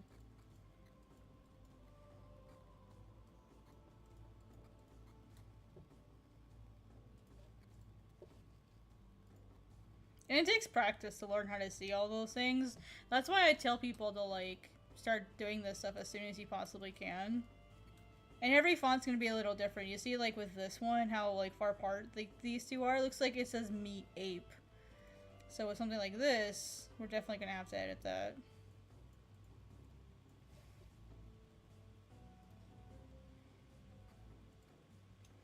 Let me set it all back to a 0.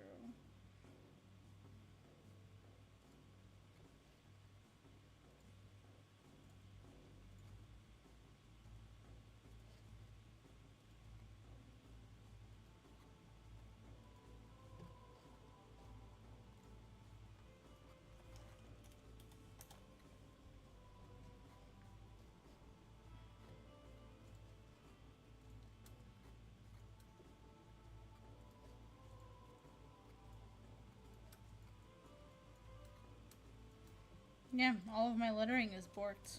I can't believe I didn't catch that before. I was wondering why everything felt so wide. Yeah, it's a lot easier.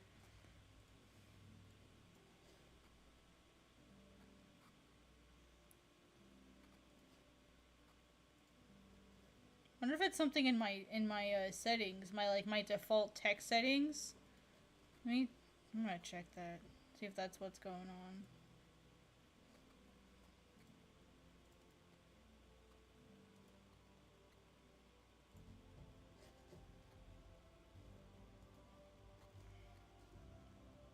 I'll adjust that later.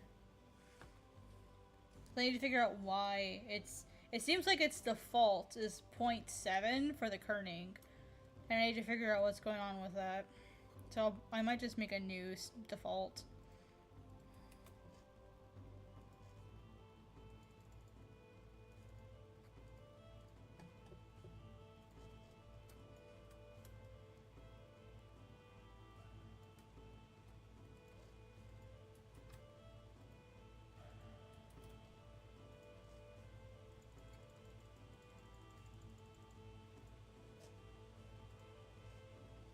Hope you guys appreciate your letterers now.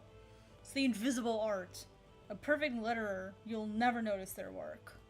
Because it'll read like so smoothly and so flawlessly that, like, you won't even notice how good it is.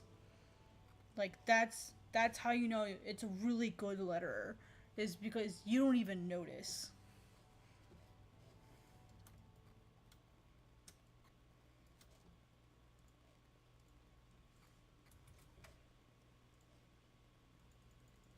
If you guys want a book on lettering, I know just the book to recommend you.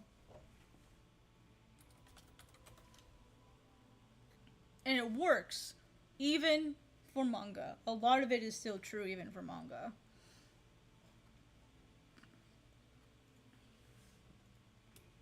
I'm gonna drop a link here in the chat to my favorite lettering book.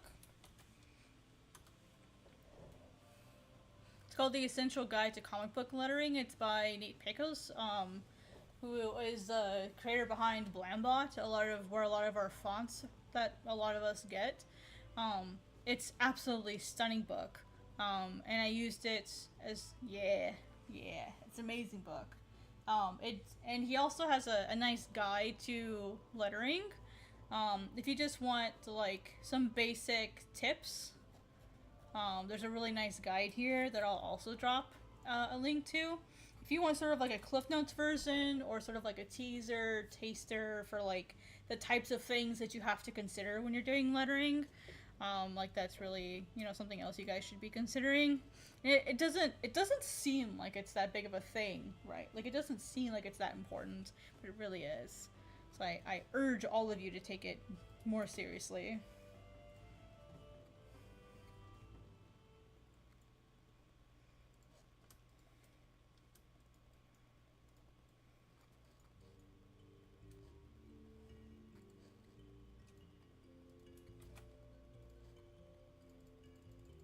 I felt like I already changed this one.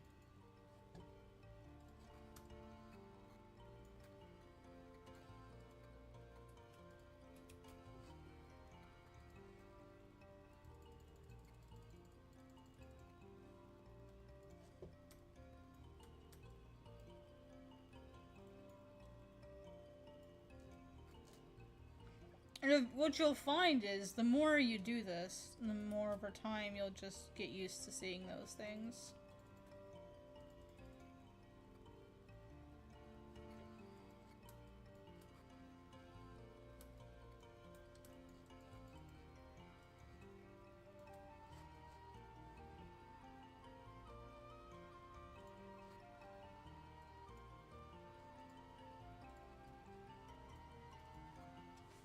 I have to go back and fix that, guys. I'm sorry. I have to go back and fix that. This turned into a lettering stream and not a manga making stream. I'm really sorry, y'all. But that's just how I take my work. I take it pretty seriously.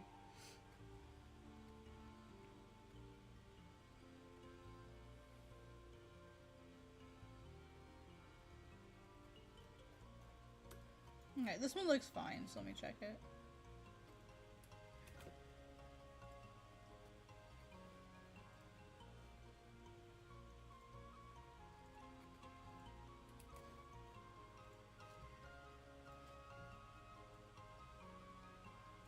Yep, that's why everything felt so wide, is because it was.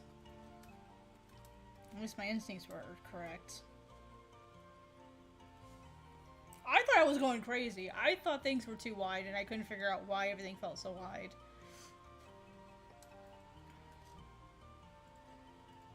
I'm glad to know it wasn't just me being crazy.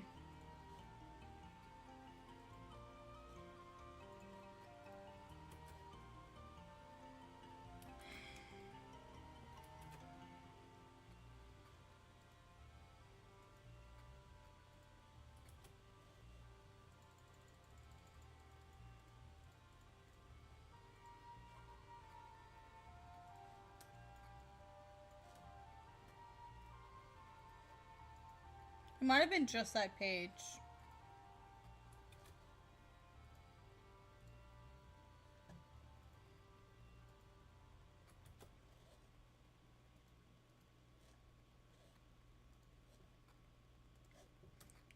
Look how much better that fits, now that it's got the proper kerning.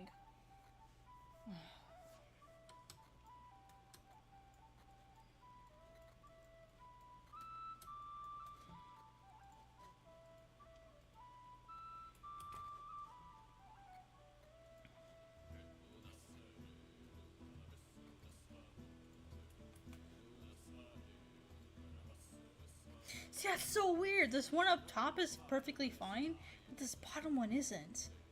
That is so weird.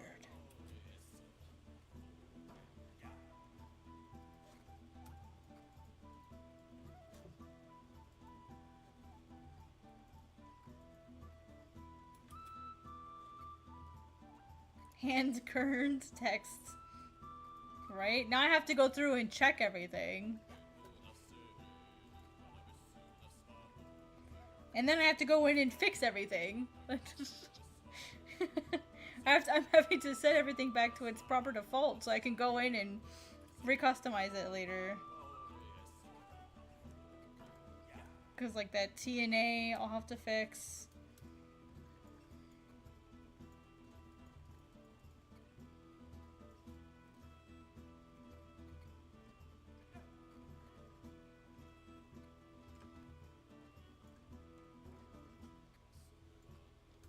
L and Y I might have to fix a little bit.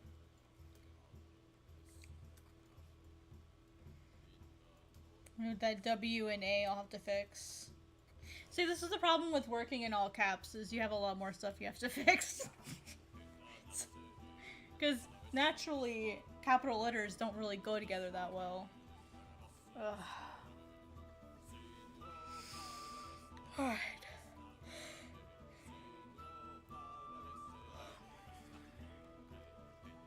Alright. I'll go in and I'll do the specifics on the individual letters later.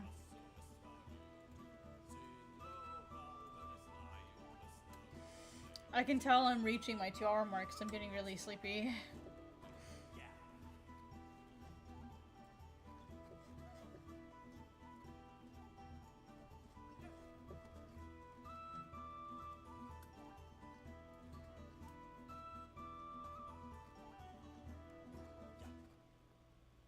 saying that he's only human. See, I took the comma out because I thought it was a space issue. Let me see.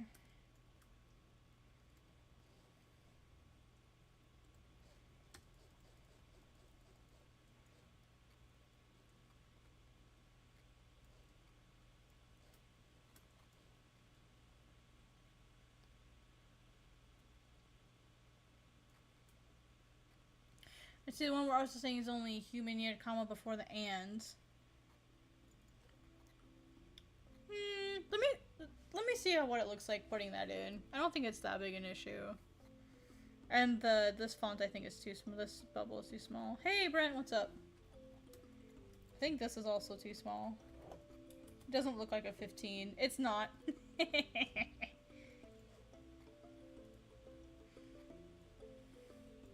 Hey, you got me to take a second look at another font, so another bubble, so hey, it all works out.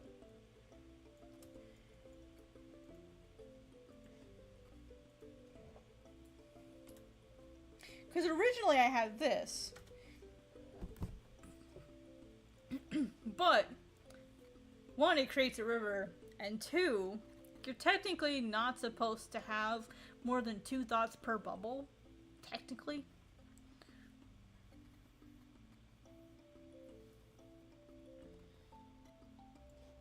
I guess I could make it a comma. Well, it does break up the river better. I don't really need the and. What do you think, Dustin? I don't think I actually need the and. The is standing out though. Like, the 3 S's bothers me though. Now that I look at that. There we go. That space is really big though.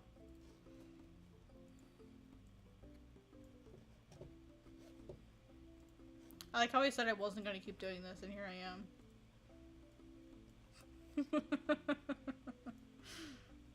Help. Send help. I keep kerning. I can't help it. The 3 S's. Blood, soul stealing. Shower and shave, yeah. I know that one. My dad taught me that one, because he's military. He taught me that one. Actually, this... kerning on this one... Is the kerning on this one correct? Doesn't look like it, but it is.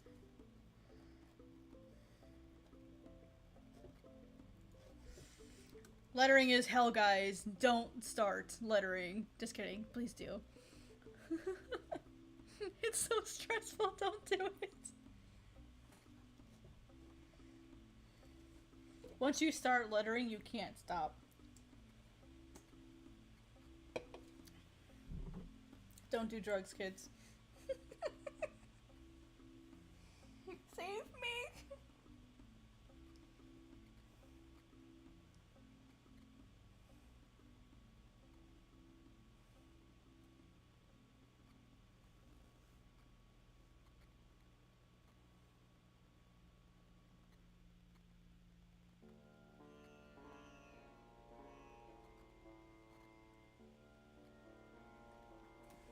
Hey, Brent is Guy still streaming?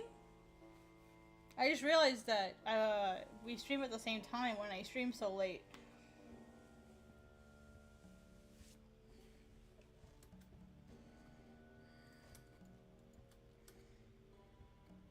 Good call on that, Dustin. I actually like that better. Thank yous. I don't feel like working on this sketch today, so I'm not gonna do it. He's running late? Oh, I see, I see.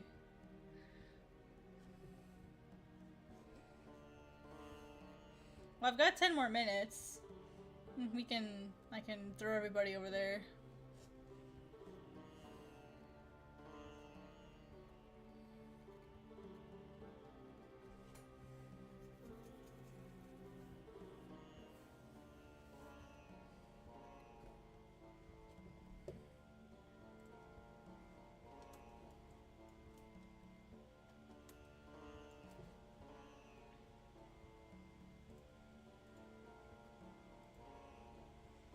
Demon birds.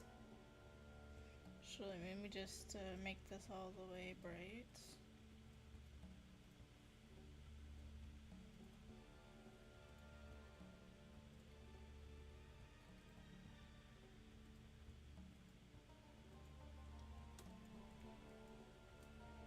Let me finish this one. I am literally almost done with this one. I'm almost done with it.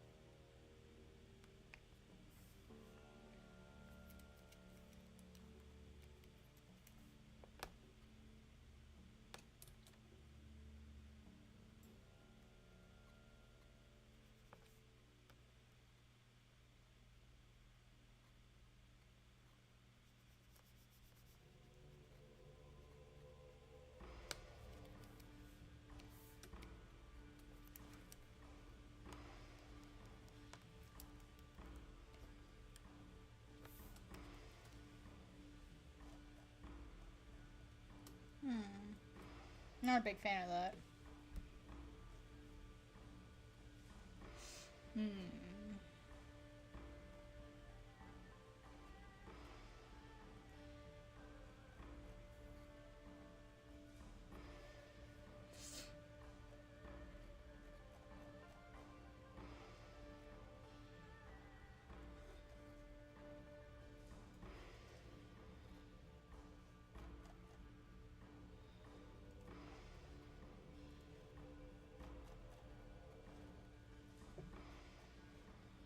It's not that big, it's really small.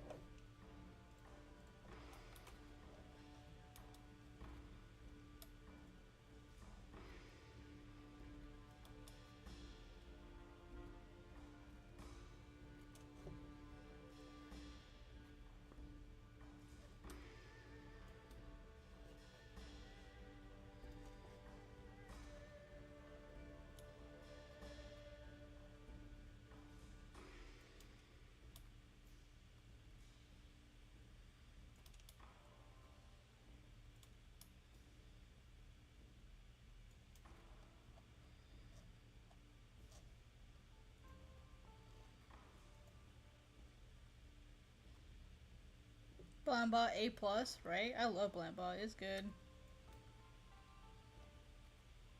Right, we're gonna export at 33%. It looks pretty normal at 33%, so I think we're good. What is this?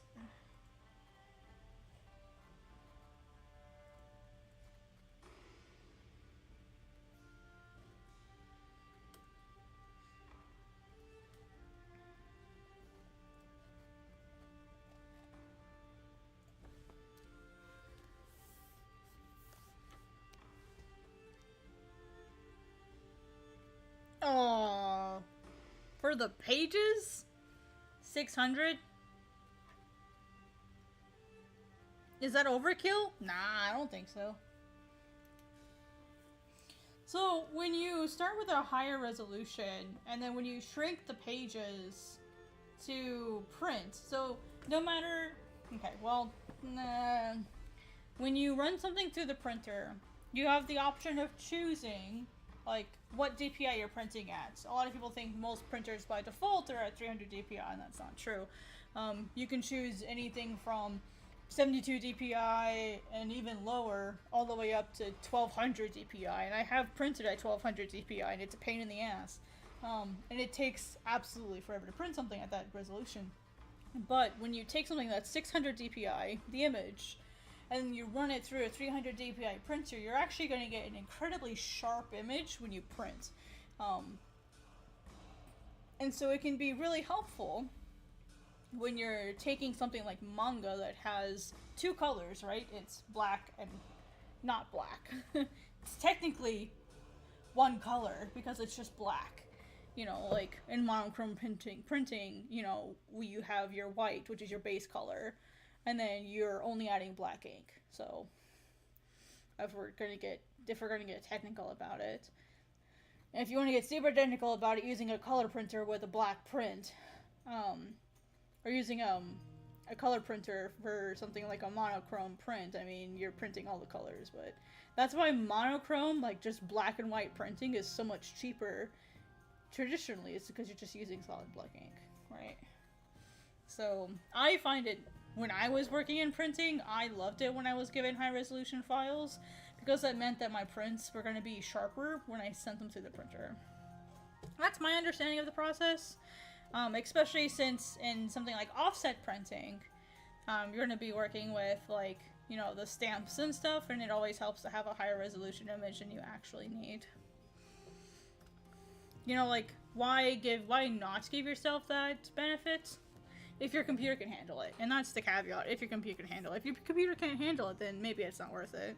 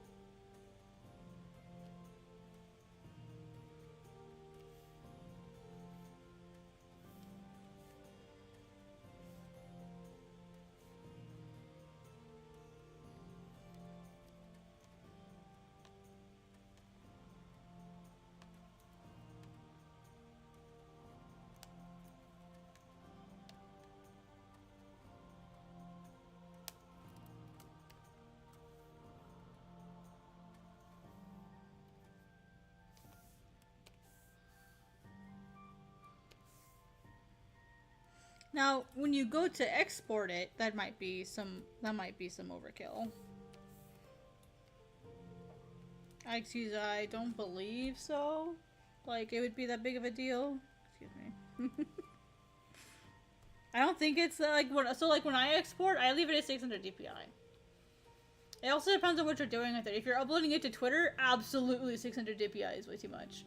If you're uploading it to Global Comics, it's actually helpful, because like if someone has like a huge ass screen, right, it makes it way easier to like have a nice displaying image if you're uploading it somewhere, because we don't have like limitations. Like we do resize it to a degree, and if you like have a PDF for sale, we don't like download your 600 DPI resolutions for the PDF put out. So it just kind of depends on like what exactly you're gonna do with it. So I guess that would be like my question is like, what do you plan on doing with this? Like, and that would determine if it's overkill. If that makes sense.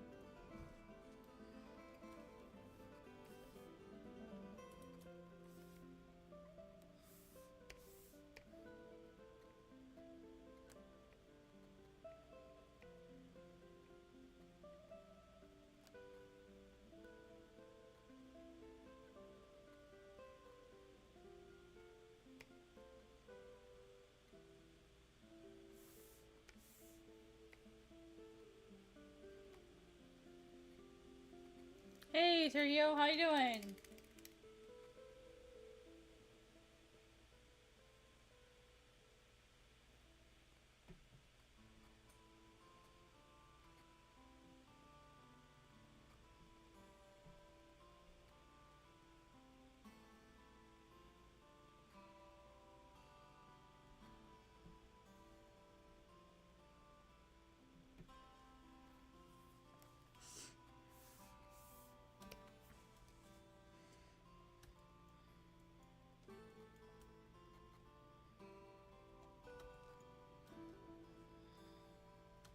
Alright, now let's go put in some shadows.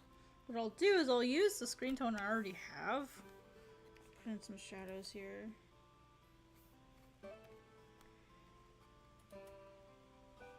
That might be too dark. So let's do something like this. See if we can get something lighter. And then just erase the bits later. Oh, I see.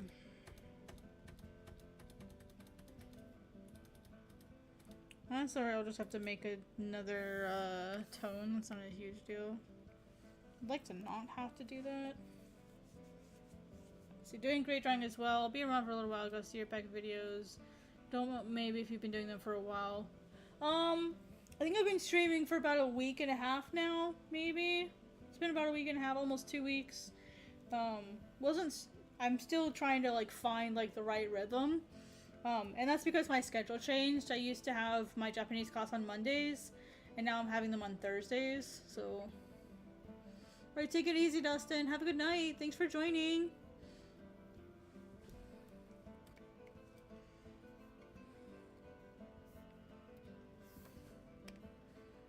So the answer is yes but no, Sergio. This sort of like yes but no.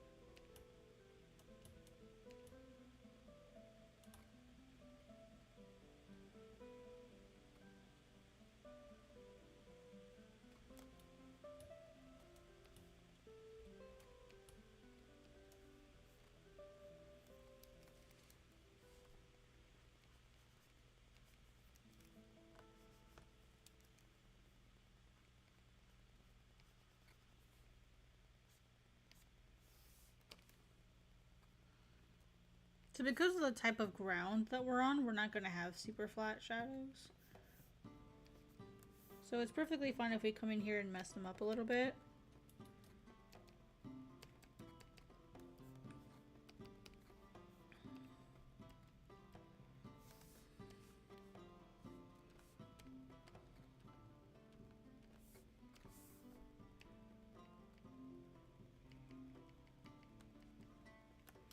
So what oops.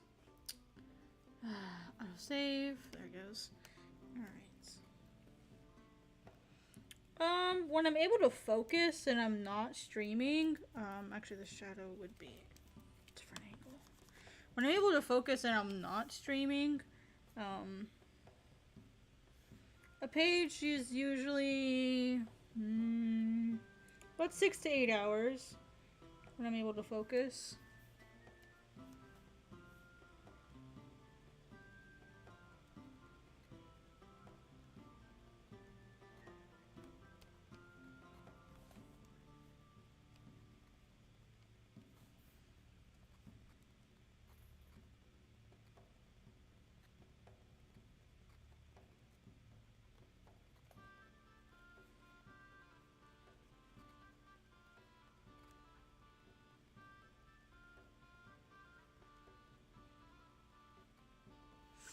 If I'm, yeah, if I'm streaming, it usually takes a little bit longer. That's because I spend time chatting and not being super focused.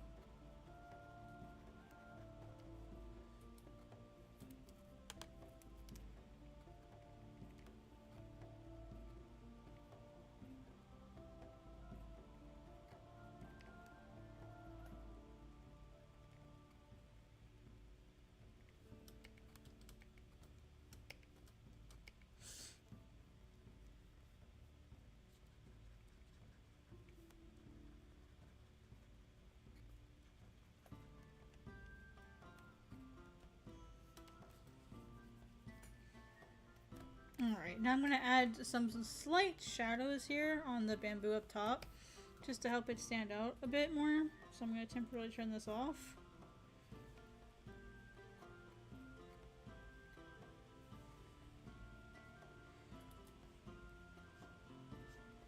All I'm doing is just adding some light lines here to kind of help it stand out.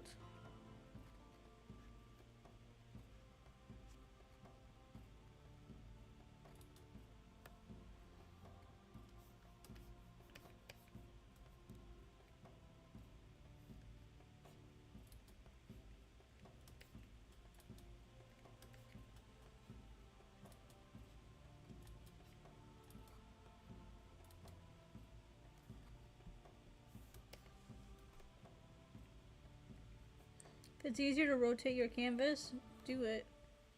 I try not to do it because I know I'm streaming, and I know for some people it makes them dizzy. It's like I try not to do it. Just realized the shadows would be on the bottom.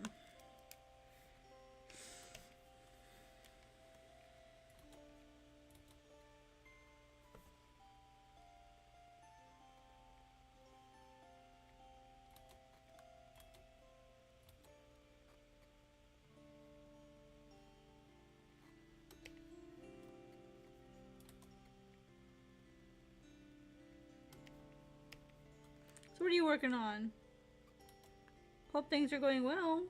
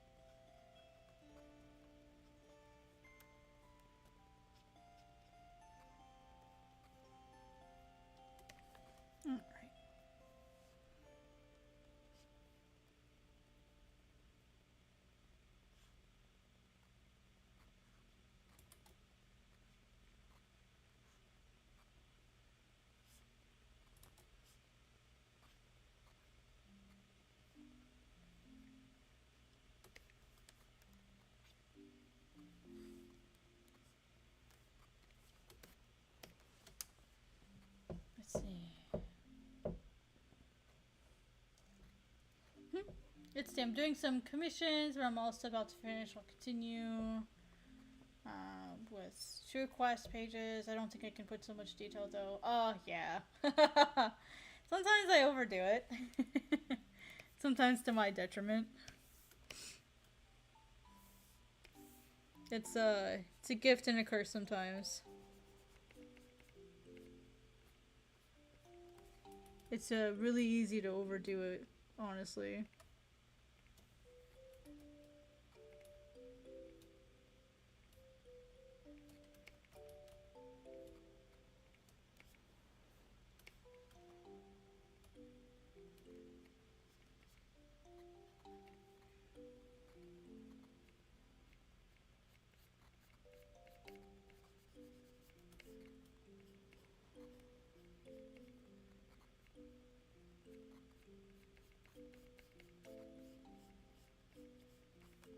So I think those who have like more control of their line art, you know, I find that admirable because I tend to just like Leroy Jenkins the heck out of it every time.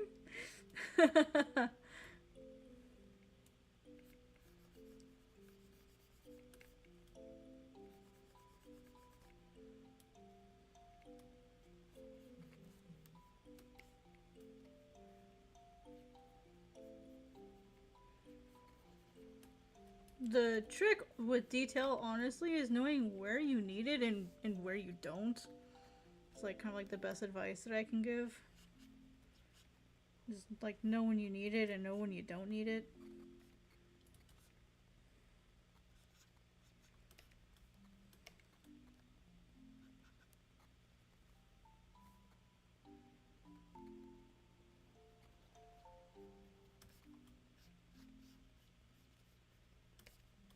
And understand also when you're using brushes, like custom brushes, like when you need to go in and edit it on your own.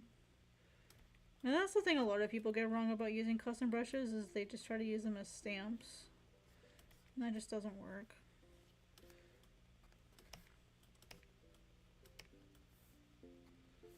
So this is a tiny little scene that people look at for 5 seconds. But I want it to look extra because I can. It's also the first introduction to this new scene that we're in. And I get to do it again up here.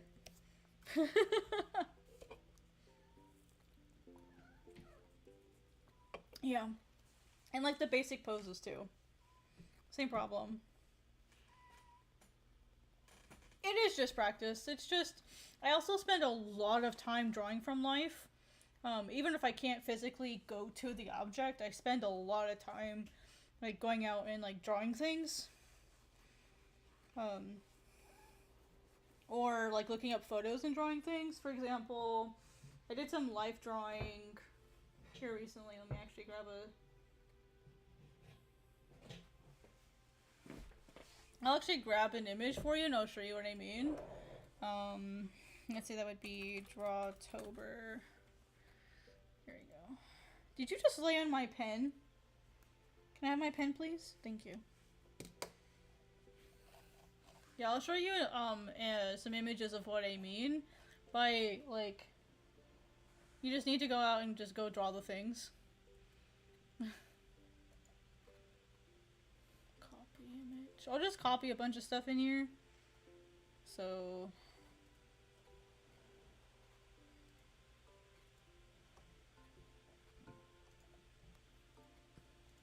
copy image.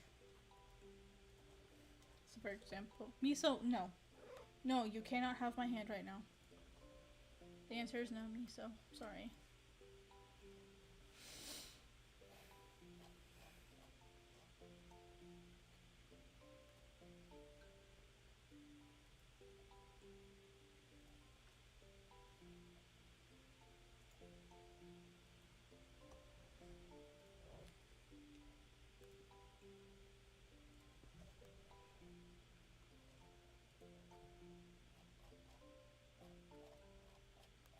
Sorry, I'm gonna paste a couple of these in and then I'll talk. Sorry, give me just a little minute. Give me just a minute. There's one more page I want to grab really quick. Did I not post it in here? Oh, that sucks.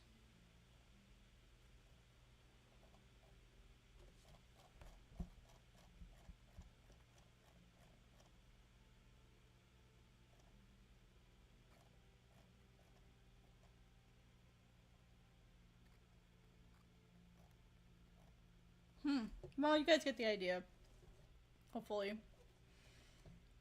So this was drawn like at like oh like I went to a place and like I did live drawing of like this neat little like fern thing, and this is obviously this is really old because it's all in pencil and it's all smudged and stuff.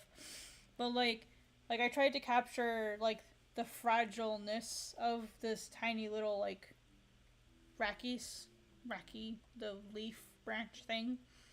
You know, this is like a water clover. Marciba minuta is its name. Something like that. Water clover fern. Like, and this is like how the plant itself is structured. So like if I'm ever drawing it, like someday I'll know what it looks like. So, you know, like it's important to go study from life. And like here's like a horsetail, we call them horsetails. You know, like these are plants that I may end up drawing someday. You know, that I have to know how to draw. So that's stuff that I consider. Here's a waterfall. This is a real waterfall that I went to. Here's some bugs. Little miso thing. Like this is a thistle. And here's like some actual like bugs that I saw. And like I sketched them really quickly. Sorry, it's really blurry. It's just a photo. But like I sketched them. Like I took like 5 seconds and I just sketched them really fast. You know, so like drawing, and this is a real landscape. This is a place called the Devil's Backbone that I was hiking at, and I just did a really quick, basic, like, oh hey, like what does it look like a really basic, you know, super quick sketch. It doesn't have to be fancy or formal. Like going out and doing like real life drawing is really, really important. This was a leaf that I had actually drawn, like a real leaf, until I threw this bird sticker over it. But this was like a real leaf that I drew. This is a real waterfall that I drew. It's in Sioux Falls, South Dakota. So I just went, I took, this was made with black Copic markers, a white, like a white gouache paint, and then like a white jelly roll pen. And then I believe I also had a black Copic marker. I just went and studied the waterfall. And the thing is you know, with something like this, like you don't know, like it's never sitting still, right? A waterfall never sits still. It's not like a flat image, and so like it's constantly changing just ever so slightly, and so it forces you to get like a basic idea of like what it looks like. Yeah, I don't post a lot of my traditional work, but I do draw traditionally a lot. Hi, Miso. Hi. How you doing? Yeah.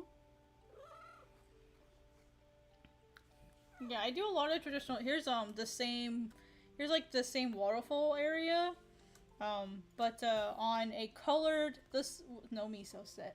No, Miso, stop, please, sit. This is the same waterfall area, just down the ways a little bit. And I started with a yellow post-it note. Like, that's from a yellow post-it note. You know, so it's just sitting down and practicing, and like drawing things from life.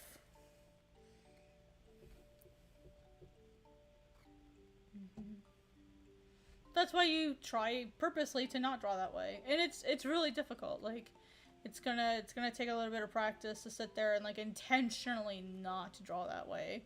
It's really, really hard at first if you're not used to it. Here's another.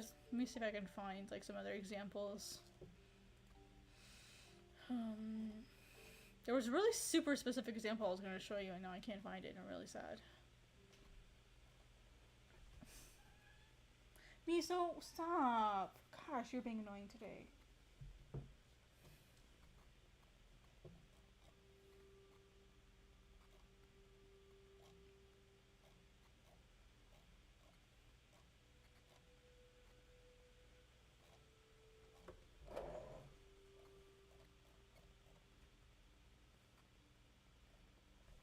I could have sworn I had seen that sketch earlier, and I can't find it now.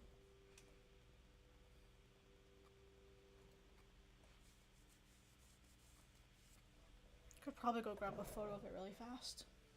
I'll be right back. I want to show this to you. Like, I feel like it's really important to show you really quick what I mean by like live drawing. I'll be right back.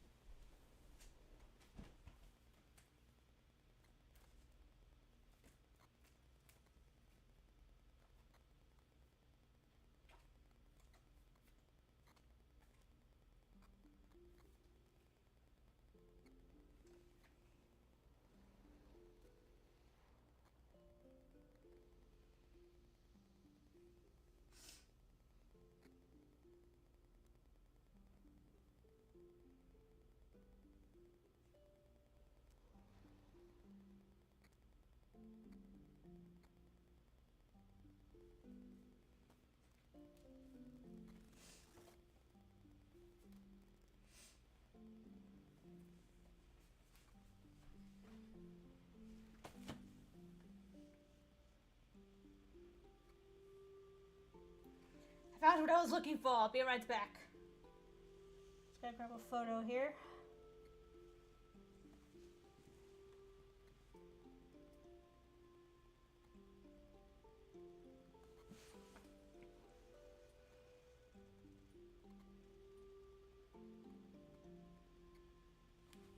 I think I just needed those two.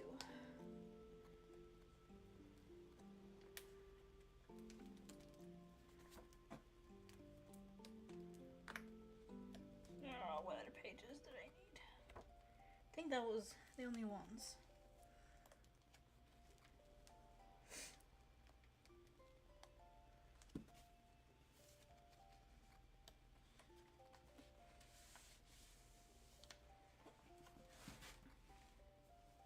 Yeah. Okay.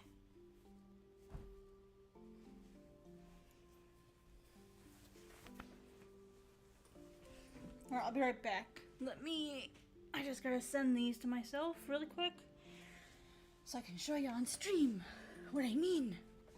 Style doesn't mean anything, honestly, when it comes to being able to draw and sketch in other styles.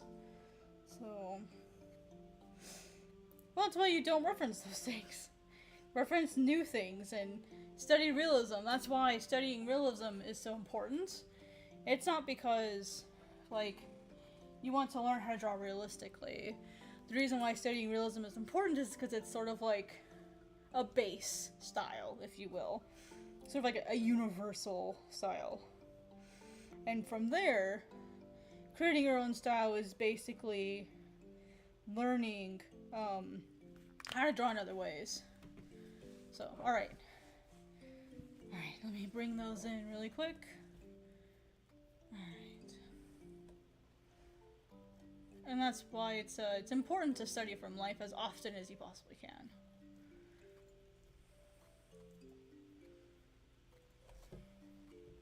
Let's see, does it grab the big one? Yep. Whoops.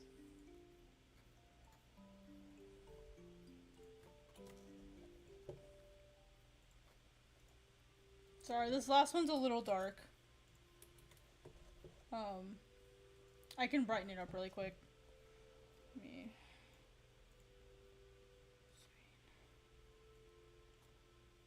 Okay. So, these plants are real. They're actual pressed plants that I have taped, that I've dried. I spent a lot of time drying them, and then taped them into my sketchbook. This is one of the older books that I'll be sharing with the Diary of a Mangaka series that I have going on. Which you might not know about. I just launched it last week. But essentially, it's a book series where I go over how I learn, how I study, how I make manga, that sort of thing. That's sort of the purpose of this book series. Oops, sorry, autosave. And so I'll be talking about a lot of different things. Well, it's not just that it's my secret. It's one of many techniques that I use to be able to study things. And so if I'm out somewhere and I see a really cool plant and it's somewhere that I can grab one, I'll grab one. And if I can't grab one, I grab a photo and then I move on. I have an entire photo library that's like over like a terabyte large. I almost said a gig for over a gigabyte large of just photos and videos of references that I can use at a later date. And so I can draw from these things to study them. And study like the parts of the plant. Like I took a class in college called drawing, called not drawing from life. I forget what it was called, but it was basically sort of like we go into the class and we learn about designing nature was the name of the class, and essentially what the class was, it was for designing plants, designing creatures, learning about anatomy and botany. And biology from an artist's perspective. That was sort of the way the class works. Well, the diary is completely free. If you want to read the first one, the February or January's entries up. My only caveat to this is it is a diary. I talk about everything: the good, the bad, the ugly. So if you're a little sensitive to certain topics, I would be really careful. That would be really my only hesitation. So if you want to read it, I'll be posting an entry every single month. Basically what I'm doing is it's like every day, like every month, I'll be posting my entries from the previous month. So like so for example, last Wednesday I posted all of my January entries. And in March I'll post all of my February entries. And then as I scan in my other sketchbooks, I'll add those in as well as like bonuses. This one is not in the current one that I just posted. This is actually from an old book that's from 2016 to 2023. It's a very, very old book. But I'll be scanning it in as well. Here's another example. I went and I found some vines, and instead of trying to draw all of the details, all I did was draw the silhouettes. Because I wanted to study the shapes. And I have a nice little log here that I drew, how does it actually look? How do these bromeliads and these epiphytes actually look when they're on a vine? What do they actually look like versus what I think they look like? You know what I mean? And I just focused on the silhouettes. I didn't focus on all of the little details. So there's a variety of different ways to study drawing nature and environments and anything really, even things like a skull or a rock or a pair of scissors or a pencil or a tape dispenser. Things like that, you can learn a lot just by studying the basic shapes of an object versus focusing immediately on all the little details. And then this was just a silly little post-it note. I drew a car in perspective, a soccer ball, a little rose, a necklace, a little flame, a funny little sword, I drew all kinds of things, and this post-it note right here is just a silly little thing. It's purple and yellow and orange. So in this case, I purposely limited the colors that I could use and tried to make something that looked a little fun and had tiny people and ginormous trees that weren't sitting up straight and had vines hanging from them, and we've got a nice little figure down here too. And this is just a fun little sketch of a character. Do these flames look like actual flames? I don't know. Is this the actual design of that character now? No, not even close. But that's not what it was meant to be. It was just meant to be a fun little thing. Here's another example of me just drawing environments. Either ones that I see in real life or ones that, whoops. There we go. A little bit easier to see.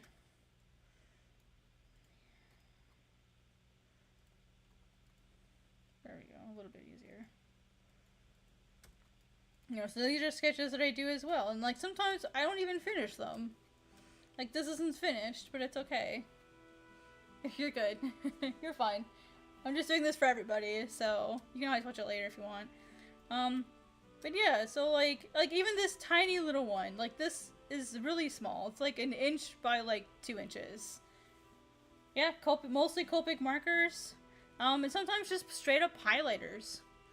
You know, like plain old, that's what this one is. It's just a straight up highlighter. Like, there's no Copic markers on this one. This is the one up here in the upper corner.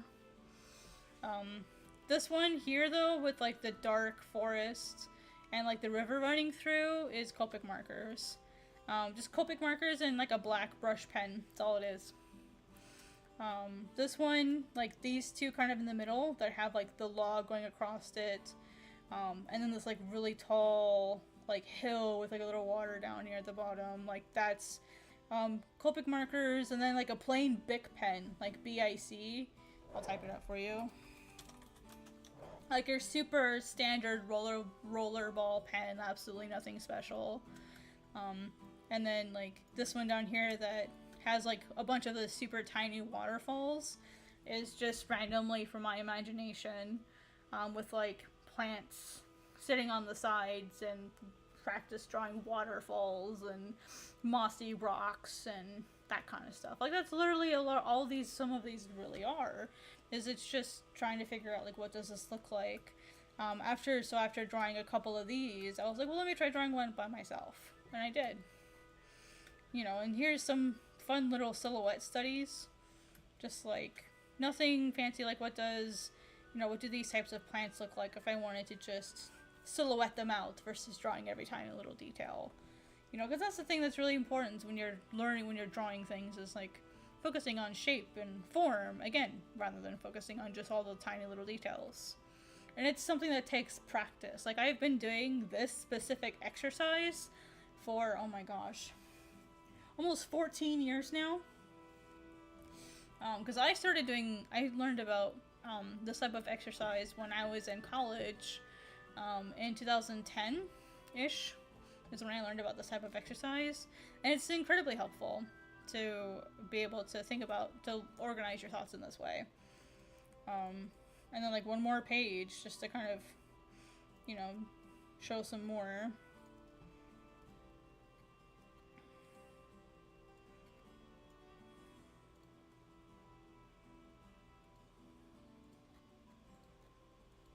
Sorry, it's not like the best quality photo. I just had to take really quick photos. I apologize. More waterfall sketches, more waterfall studies. You know, like I wanted to draw a person standing here with like some landscape in the background, so I did. You know, and I wanted to draw, like, I actually went and found some like oh, thank you.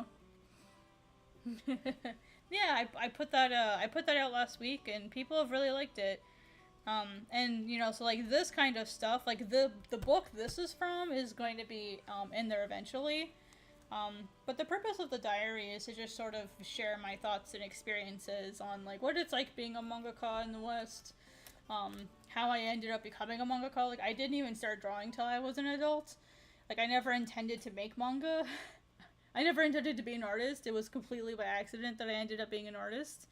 Like it's been a wild ride. And so that's kind of like the purpose of the book, and it's been really like soul satisfying for me too.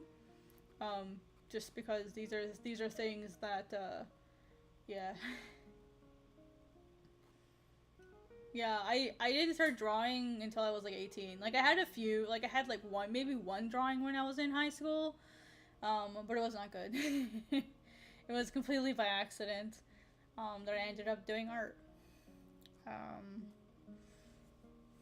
So I really like this tree, this one here. The sort of like really tall one. I really like it. It's one of my favorite like drawings of trees that I've ever done in my life. Yep. And then this one was fun. I wanted to like add like a little serpent in here as well. I didn't really add too much to this one. I kind of abandoned it pretty quickly. And this was kind of fun. Like a bunch of, you know, like a jungle scene. And I'll probably end up using this later in my manga somewhere.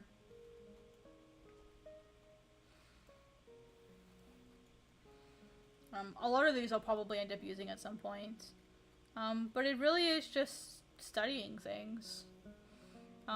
Like going and grabbing photos. One of my other favorite things to do is to go to Google Earth, which is still a thing.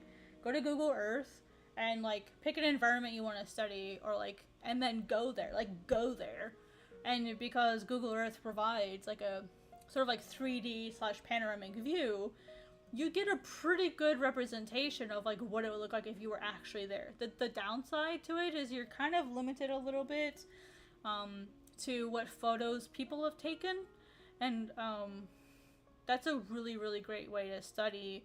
And that's why people are like, oh, well, I can never travel. I'm like, Google Earth is a thing. Like, you don't physically... Is it better if you can physically go there and see it in person? Absolutely. But a lot of us don't have the money to travel. You know, so, like, I don't have 2,000 grand to drop on a plane ticket to Japan so I can go study shrines and stuff. So I just... But there's a ton of photos of it online, and if I go to Google Earth, I can, like, physically, like, walk around, like, I can, like, mentally, like, walk around the space and get a feel for, like, how it's laid out in, like, a 3D way, because I can use the panorama to be able to do that, right? And so then I can sit there and, like, draw a little layout of the place and kind of get a feel for what it's supposed to look like, and then draw from that. And so utilizing these tools is really helpful. Another thing that I really like to do is I like to go to zoos, and botanical gardens, and aquariums, and go study there. Unfortunately, we don't have things like that here in the city that I'm in. I have to drive over an hour to access any of those things. We do have, like, a lot of parks here, though. So, like, I go and draw plants and rocks and trees and flowers, and I go draw all that stuff all the time in the spring and summer. I really want to go do a winter drawing trip, though. So...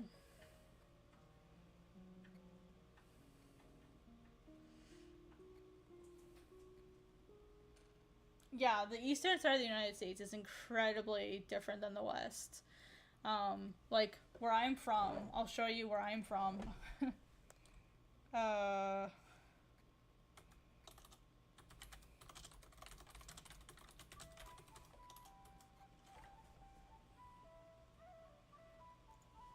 So, I'm from a place in the United States called Colorado.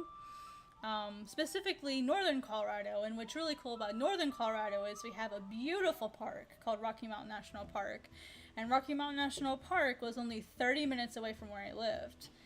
Even driving through the mountains, it was only 30 minutes away, and if you know anything about mountain driving, 30 minutes is really close when you're talking about mountain driving. And it's the absolutely, like, stunning place. Let's see. I like how it's like everything just shows me the lake. I don't want to see the lake. I want to see the meadows. Here.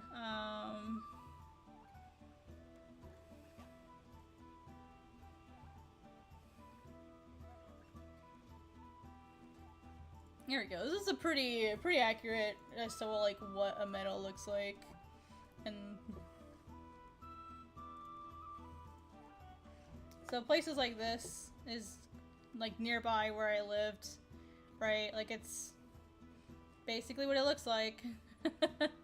That's Colorado for you. Here, this is also a pretty good one, to be completely honest. Like, you got mountains and snowy mountains in the background with a bunch of like low level, and then a bunch of meadows with a bunch of elk in them. That's basically Colorado for you. And then where I was actually born is a place called Fort Carson, Colorado, which is near Garden of the Gods, which is one of my favorite places in Colorado. And Garden of the Gods is really special because it's like the rocks there are like this bright, vibrant orange color. Oops. So like, here's Garden of the Gods in the wintertime. It's exceptionally stunning. And like, I swear the rocks literally are this color. Maybe it's pushed a little bit. But this is the type of environment that I grew up in. It's just nature out the butt. So I was very privileged to grow up in, you know, an area where there was like a lot of, let's see, Garden of the Gods. Colorado. My brain stopped for a second. What was the lake I was gonna grab? Oh, Horseshoe. Suddenly forgot what the name of the lake was. I think it's Horseshoe Reservoir, actually. Yeah. Horseshoe Reservoir. I'm dumb. Oh, Horse Tooth. I'm dumb. Horse Tooth Reservoir.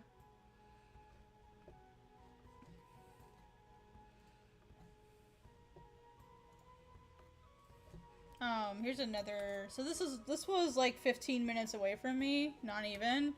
And so like we have this like reddish rock color. And we have all kinds of like environments, and we have these really cool, like you can see here in the distance, you can see these sorts of like multiple layers of rock and these really cool like mountainous looking, like here's a boat. That's how big this reservoir is. Here's the boat. It's a big boat. But we have these really nice sort of like meadowy, scrubby, just big hunks of rock just laying everywhere. This is the environment that I spent a lot of time in when I was growing up. And so yeah, that's, you know, I did a lot of drawing of that kind of stuff. Once I finally started drawing, that was the kind of stuff that I did a lot of drawings of. That's just what's available to us in Colorado, right?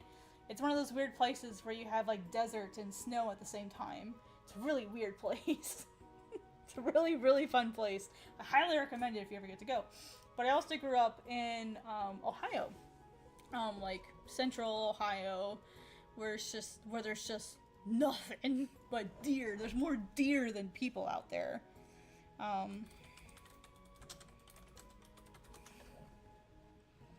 Where it's just like nothing but just like wild lands everywhere. It's absolutely, so I had a lot of places that looked like this too. There's another one where it's just like we got parks and trails like this everywhere out the butt, with all kinds of just fun places to explore. And so I had a lot of places like this as a young kid to go exploring and walking, and you know, I didn't necessarily like draw that much. We also had lots of really cool rivers and stuff, like Old Man's Cave. Oh man, let me show you Old Man's Cave. Old Man's Cave is really cool as well. It's a really, really neat sort of like cave waterfall system that we visited a lot when I was younger. I want one of it not frozen over, please. How hard is it to get something with it not frozen? All the cool photos have it frozen over. I mean it's pretty cool when it's frozen over, but damn, how hard is it to find a not frozen over photo?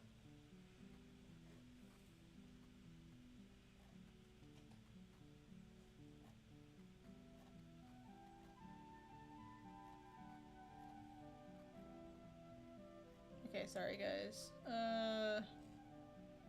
I might just have to suck it up and just deal with it. Alright, so here's another one. Just to show you like the types of environments that are here. Like, look how big this cave system is here. Like, this is a waterfall, right? Like, so that's one of the waterfalls that you can see there. And like there are times where like it's a lot bigger, you know, where it's like a more like substantial waterfall, right? And there's times where it's really, really dry, and then there's not much of a waterfall at all. And then there's, you know, like another sort of like system of waterfalls here that's sort of like on the opposite end, and it's hella pretty too in the summertime. Oh, it's a really big photo. There, oh, it's not a small photo. But yeah, so like this is also what it looks like. So I mean, when I grew up with stuff like this, I mean, like I loved nature to begin with. It was something I was always like really fascinated by, And like now that I get to draw it all the time. Am I in Colorado? No, not anymore. But that's where I'm originally from. I've lived a lot of places. I've lived for at least 6 months. I've lived in, oh my goodness, Kansas, Colorado, Florida twice, Ohio, California, Tennessee. I think that's it. Yeah. Yeah, so going from east to west, Ohio, Tennessee, Georgia, Florida, South Dakota, Colorado, and California. Those are all the states that I've lived in for at least 6 months or more at a time. I move around a lot. Like, even where I am, like, right now, which is in Tennessee, I've only been here about 2 years-ish. Yeah, 2 years. Yep, it'll be 2 years. Yeah, I wouldn't go to Florida unless you have to, personally. I've never really enjoyed it. The only thing that I like about Florida, is you get absolutely stellar landscapes to do a lot of drawing of, especially water, and like water plants, like water-based environments, like all of that stuff is super, absolutely amazing to draw. And there's a lot of super artistic communities in Florida there's a lot of artsy places. But the politics are kind of sad. If I could live anywhere, it would definitely be Colorado. Probably closer to Denver or Colorado Springs. Probably Colorado Springs, because they have like, they do have, I don't think they have their own airport. They do have a small airport there. But absolutely amazing environments. And everything that you need is in Colorado Springs. If I did live in the Springs, I'd probably live in Denver. Or close to it. Probably Boulder, to be honest. I mean, Boulder's super expensive. If I could live anywhere I wanted, it didn't matter as far as like my job, where I have to have stable internet, I'd go high up in the mountains and y'all would never hear from me ever again.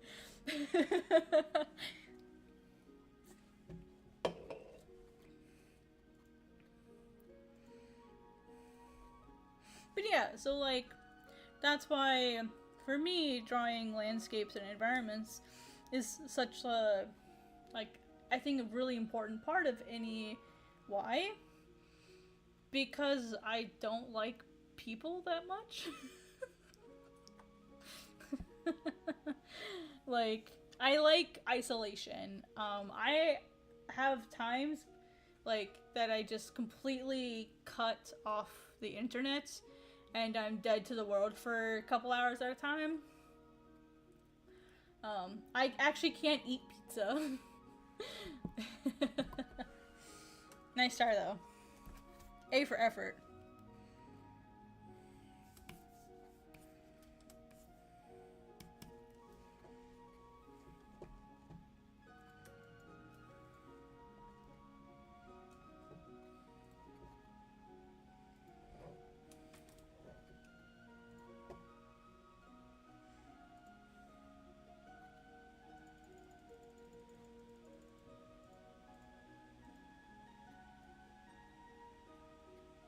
Oh yeah, I remember when I was, I'm gonna sound a little old timer here, just a teeny bit. I remember when I didn't have internet.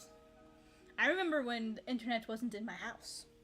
I remember when I could go home and draw without internet existing. I remember not having a cell phone when I was in, I didn't get a cell phone until my senior year of high school. And even then, I couldn't text on it. I could only call people, and I had a limited number of minutes.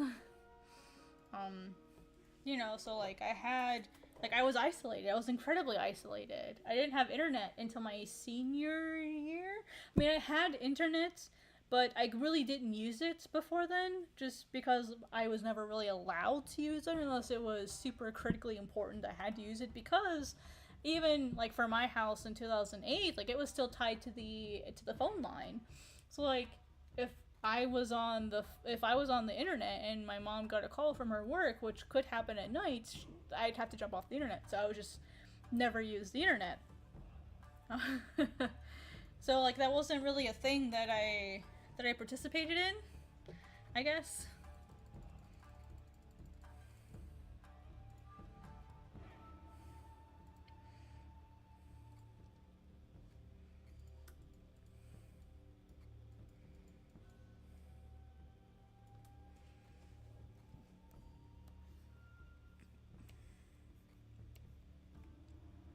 So yeah, it's a very strange feeling being constantly. It's still very strange. I mean, even though I've been like using the internet now for about 15. Oh, you absolutely can escape the internet.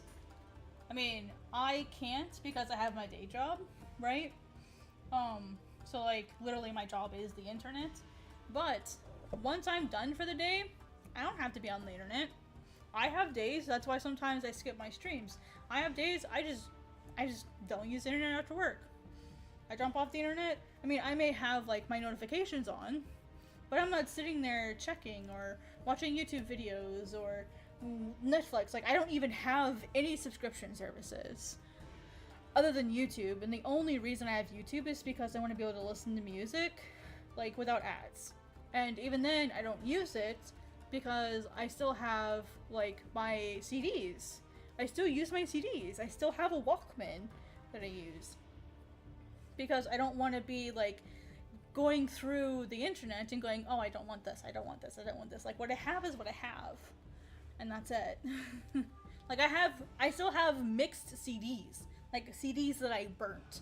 I still have those, and I will listen to those while I'm drawing because I don't even want to like touch the internet because I know it will be distracting. And then I have days where I'm on the internet and talking and drawing and I can focus completely fine.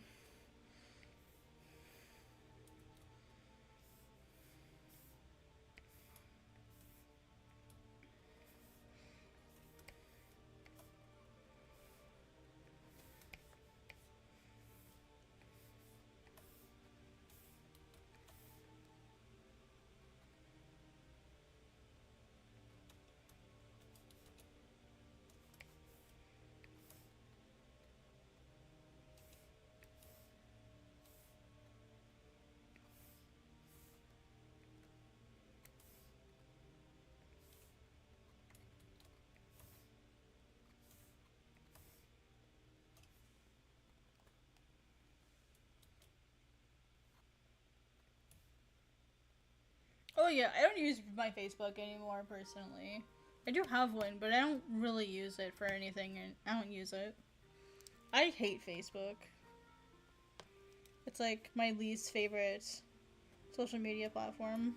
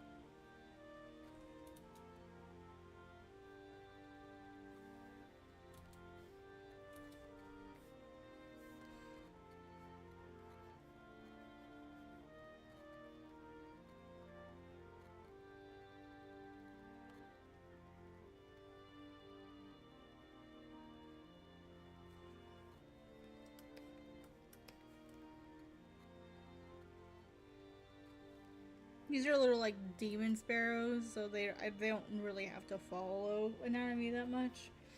So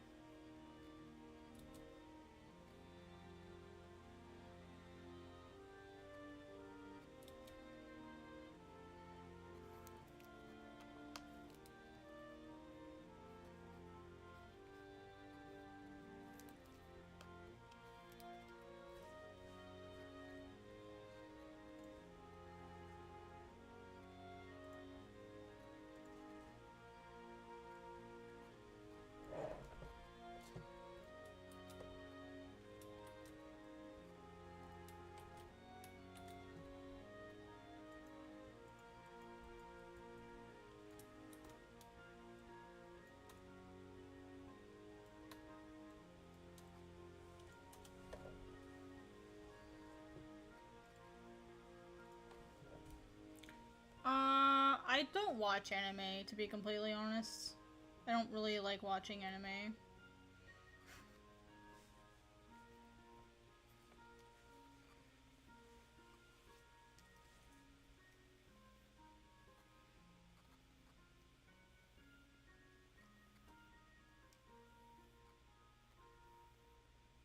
I prefer to read manga rather than watch anime. And part of it's because I can't watch or listen to anime and work at the same time. So for me, it's sort of like an all or nothing thing.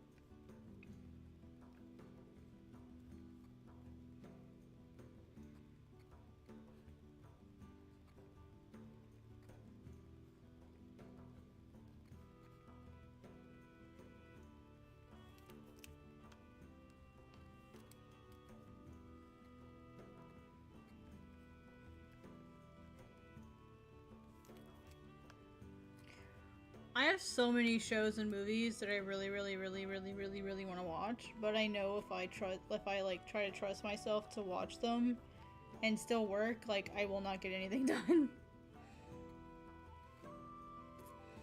I just know myself well enough to not even try it. Because I will get absolutely nothing done.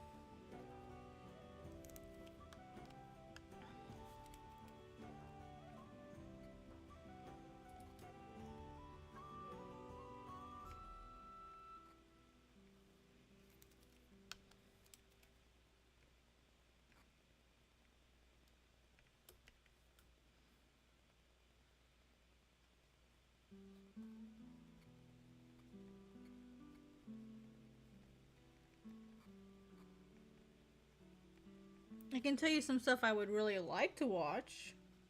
I'd really like to watch Apothecary Diaries. I've heard that one's really good.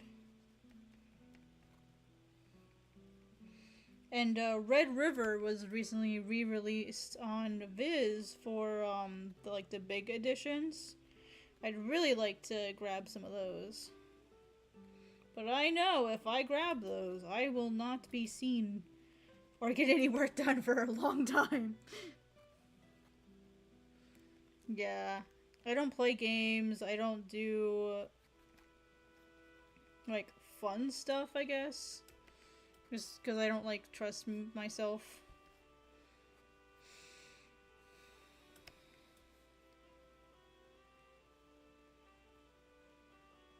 Have huge foreheads.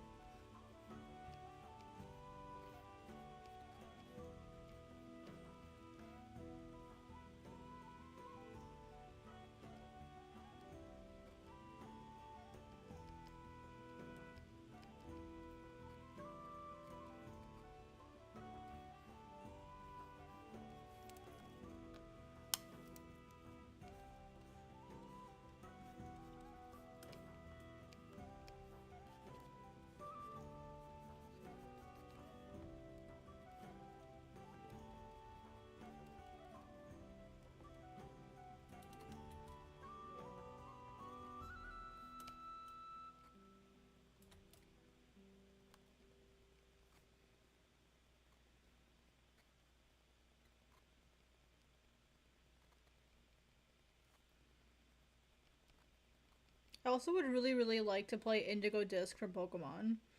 I'd really like to do that.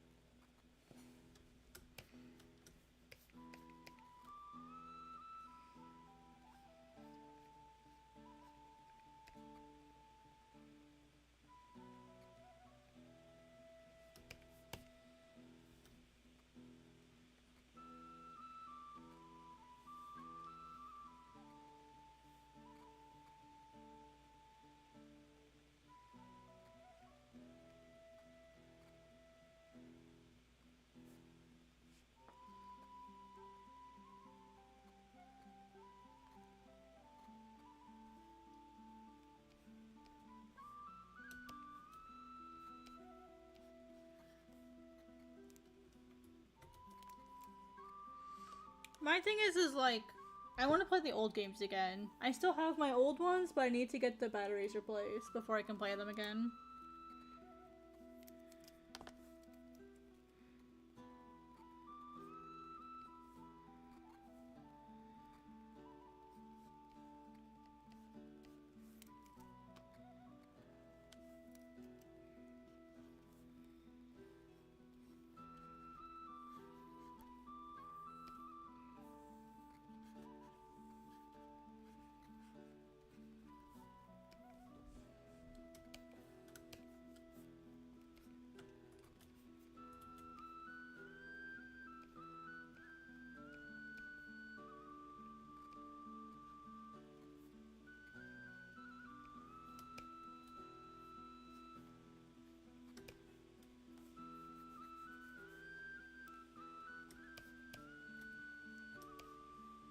Hey, whatever you gotta do is what you gotta do. Don't be ashamed of it. I've literally got photos of sparrows up here to draw birds.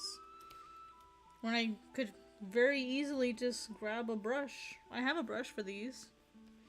But instead I'm choosing to make it a learning experience, you know what I mean? So like, don't feel bad about it, just do the thing. And eventually you won't need those things anymore. You'll get there.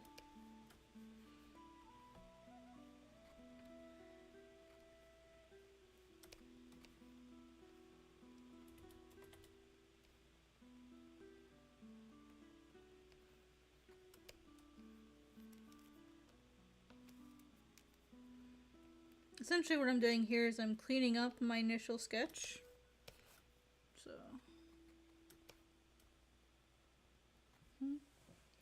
Why the Ranma style? I don't think you got Ranma 1/2 in the States. You mean like my, like, Rumiko Takahashi sort of like influenced? Because, Inuyasha was really prevalent when I was in, middle school when I started reading manga. And, so the three manga that I was introduced first, the very first thing I ever saw was Yu Yu Hakusho, which was the anime. I watched the Yu Yu Hakusho anime first. Oh yeah, we definitely had Ranma. We definitely had Ranma. And then after I learned that there was a book version of it, I read the book version. And this was 2000, like mid 2000s, like 2004, 2005-ish that I learned about all of this stuff. And the problem that we had though was a lot of our stuff was flipped.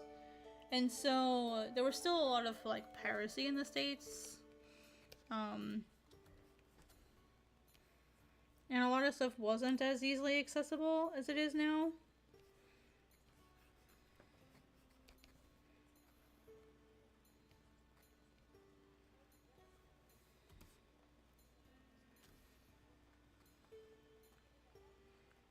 Oh, anime's been around way longer than 2004. Anime's been here since, God, the 70s?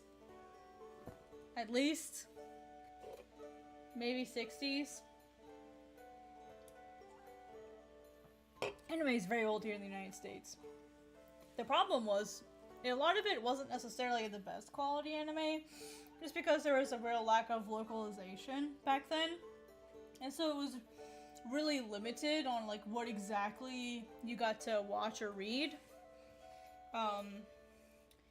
But yeah, I was in middle school in 2004, and that's why. Well, no. Like, you didn't get anime by watching it on TV. You got anime by buying like VHS tapes, or by like finding it online somewhere that people could watch. Or like you got the books from somebody else, or you had to buy them from overseas. Like it wasn't mainstream at all, but those things like were still around and accessible in the States to a limited degree.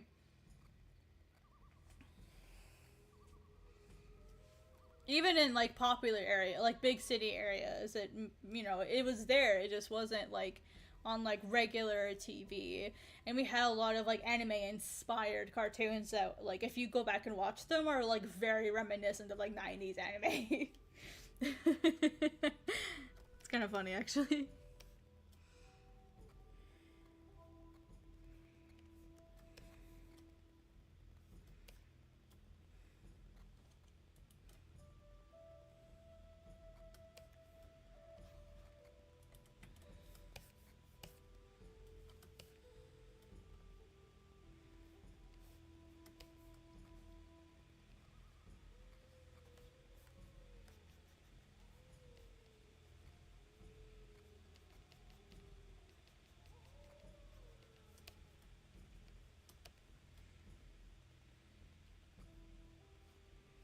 This bird's gonna mess somebody up.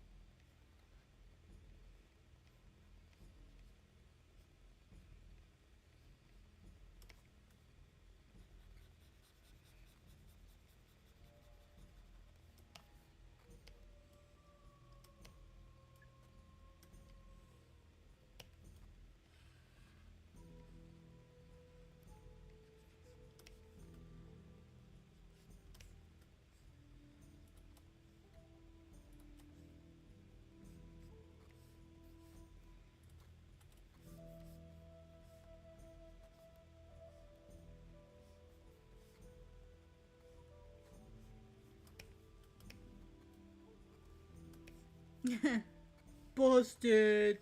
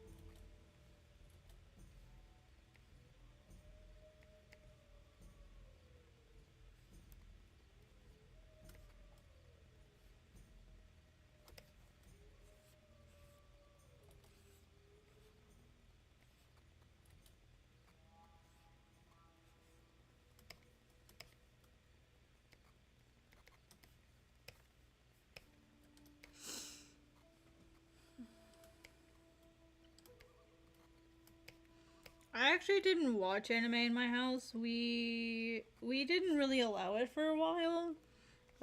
Because my mom was like, "Oh, that's witchcraft," and blah blah blah blah blah. Eventually she lightened up on it, but by that point I was so far behind that I spent the majority of like my time trying to catch up to all my friends and all the stuff they were watching.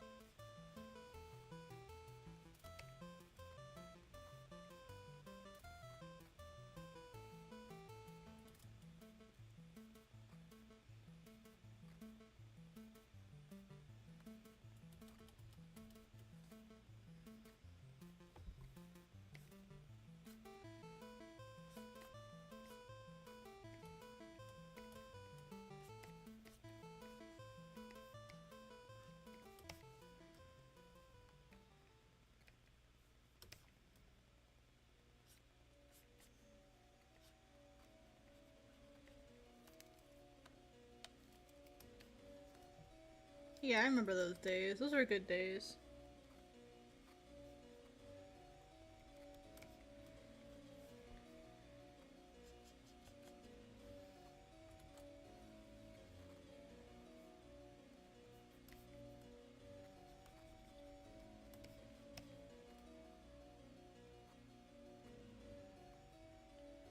I don't think we did either. I know we didn't have Full Metal Alchemist, not that I'm aware of.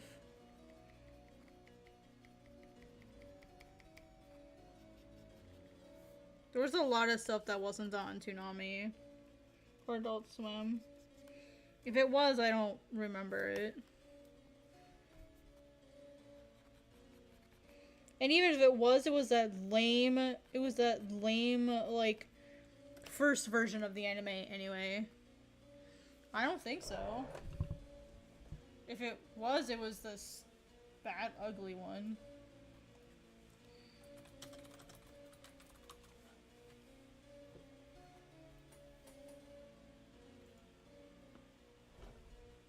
Oh, yeah. Let's see. United States. Oh, yeah, it did for 4 years. Yeah, February 13th, 2010 through December 13th, 2014.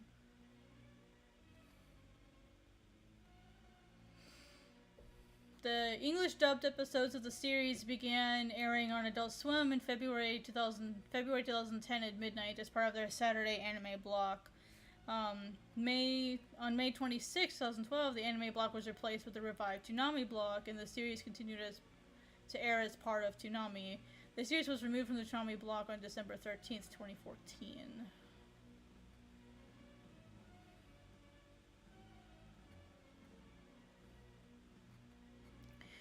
I wasn't watching Toonami at the time, so that's probably why I didn't know.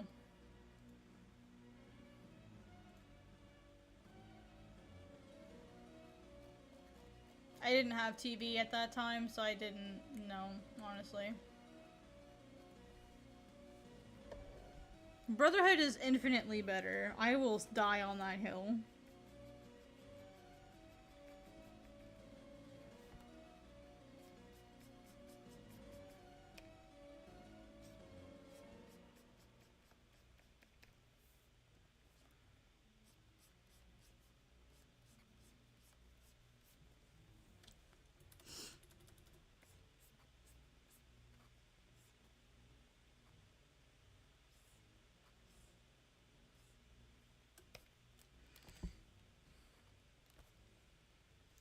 Well, I didn't watch TV, no. Like, I had a job, and I had college, and I had stuff to do. Like, I didn't watch TV. Like, even though, like, okay, let me rephrase. I had TV.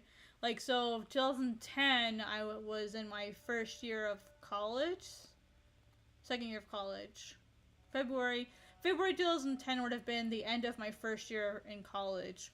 And I didn't watch TV. Like, when I went home, like, I was at college, it was until, like, 5, 6 o'clock, and then it was an hour drive home.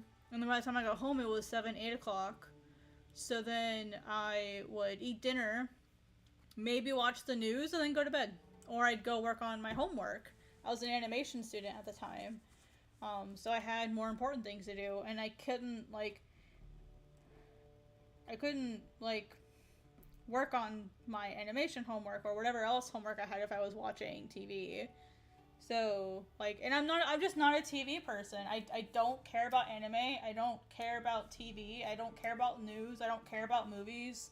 I don't care about TV shows. I'm not a TV film person. I just don't care for those things.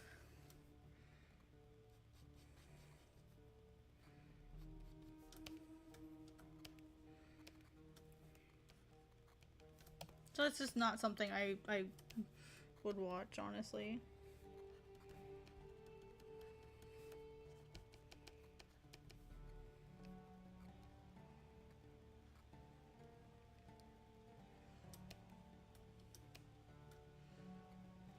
Right, but that only so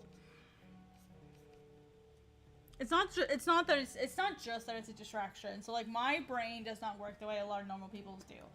I cannot read facial expressions and body language very well. Like, because of stuff that happened to me as a young person and as a teenager, I never learned to read body language and facial expressions effectively. Like, I was treated very poorly as a child, let's put it that way. And so, like, I never learned those social cues. And what happens is when you don't learn those social cues, it, like, you can't see it when you're watching movies and TV and shows as well. And so, for me, it's like reading facial expressions and gestures and body language, like all of that stuff is a foreign language to me still, and I didn't even know that I had this problem until like 2 years ago, 2, 3 years ago. I just thought I was bad at reading people, and like I was just stupid or something. And it's not that, it's just that my brain just does not read that stuff very well for whatever reason. We think we know why. I don't want to divulge too much into that. That's really no one's business. But I don't read that stuff very effectively.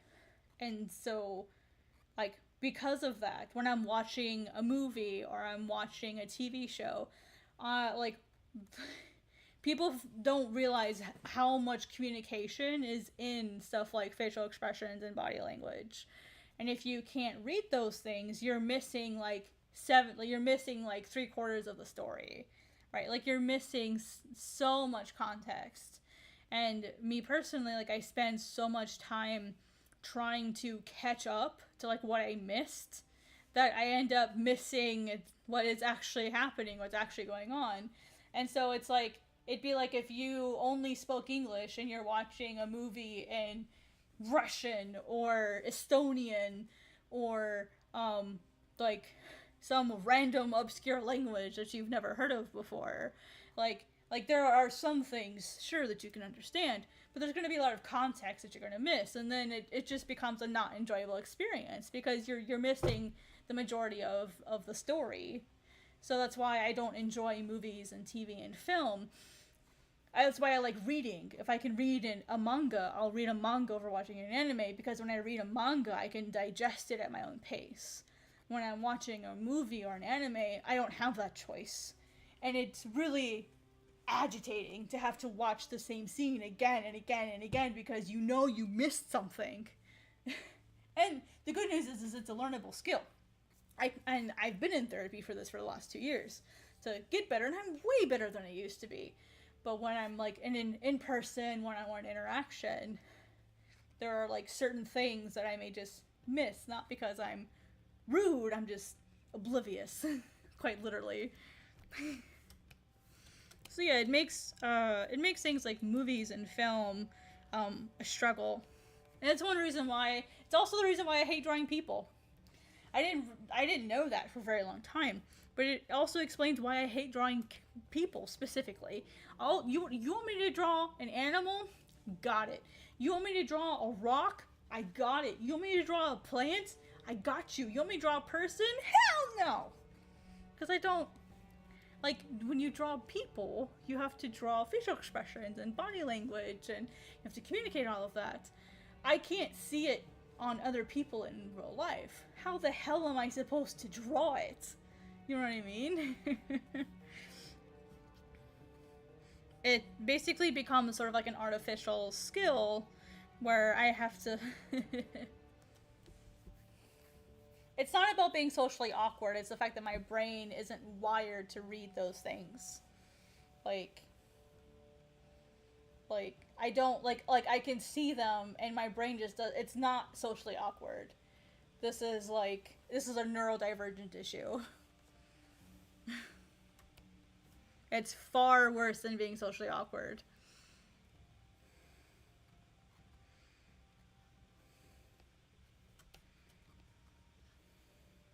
It's a very different thing. Like, I'll put it really simply. It's a result of trauma, okay? It's a condition that typically occurs because of trauma and severe abuse and neglect as a child. To, like, put it really simply. Like, that tends to be what causes this issue. Because, think about it. When you're young, or, I hate to use this example, when you have a puppy, right? How you treat that puppy, how you teach them, helps them learn how to engage with other dogs or with people, right? When you get a puppy, you have to socialize it. You have to teach it how to be around other dogs. You have to make sure you expose it to a variety of situations so that it can cope and it can know how to act in those spaces. I did not get the human equivalent of that as a child. I was isolated. I was not treated very well. Yeah, that basically, like, I don't want to go too much into detail, but it was it was like government systems had to get involved multiple times bad. Like, there were a lot of times government associations were called, let's put it that way. And so, like, when you grow up in a situation where you're not socialized properly, you don't develop the skills to be able to read body language and to be able to talk to people and to understand cultural, social cues. Like, if you don't get those things as a child, you have to learn them as an adult. And it's harder as an adult because if you're a kid, people will forgive you more easily. They're like, oh, they're just a kid. They don't understand. If you're an adult, they're like, what the F is wrong with you? Like, so when you're an adult, like, you have to understand how to navigate work relationships. You have to understand how to navigate interpersonal relationships, romantic relationships. If you can't read body language and facial expressions and even something like tone of voice, those are really, really critical things that you need to be able to do. My brain cannot do that. It could not do that. I'm way better than I used to be. And the sad part is I like interacting with people. I like it. I'm so bad at it sometimes that it's really stressful. In person, specifically. Like, because we're in a screen, it's completely different. There's also a power dynamic here because I'm the streamer and you're my guest. It's a very different dynamic versus if I'm in person, I'm a very different person in person. I'm extremely quiet, extremely reserved, because I don't know how to interact with people. Even if I've known you for like 9 years, like, I will still be the shyest person in person, because I'm like, I know I don't want to, like, upset them or say the wrong thing or do the wrong thing, right? I've heard from people that I'm extremely blunt in person. And I'm like, really? Because I try to be really reserved and everyone says I'm so blunt. And it's because my brain just struggles to be subtle and navigate the nuances of interacting with people in person. So I come off as very blunt.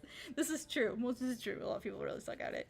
But yeah, and so like having this problem also affects my ability to make manga. Because I have to be able to draw those things. I have to be able to show those emotions. I have to be able to show all of that stuff. And how can I draw those things if I don't understand them? You know what I mean? I mean, to be completely fair, a lot of people don't know those things. And they draw them. But there's books on that, there's therapy for that, and that's all stuff that I'm working on and doing so that I can become better and learn those things. So yeah, it's that's one reason why I don't enjoy movies and videos and that kind of stuff. Is for me it's a lot more work to be able to enjoy them than it's worth, if that makes sense. Like if I have to sit there and translate, like if I have to sit there and like mentally, it's a lot more mental energy than it is probably for like the average person. And so for me, it's just it becomes work to be able to enjoy a movie, and that's one reason why I think I like anime so much in general, like anime and manga, is because it's all extremely exaggerated for the most part. It's very exaggerated. But even then, anime is very restrictive sometimes because there are subtleties and there are subtle moments. And so it really depends. And that's one reason why I think Rumiko Takahashi's work stood out so much to me, even the anime, because it is so exaggerated and over the top. It makes it a little bit easier for me to understand. So I don't have to work so hard to enjoy Rumiko Takahashi's work. But I still will prefer manga over anime any day, just because I can take my time with it. So yeah, my brain is not the smartest brain, but it does its best.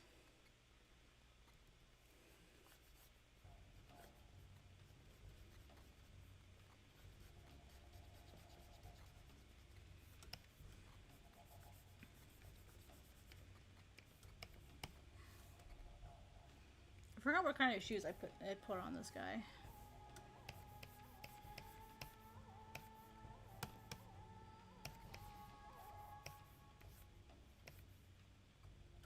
Okay, he has shoes very similar to Aros. Okay. Except he's got a bare heel.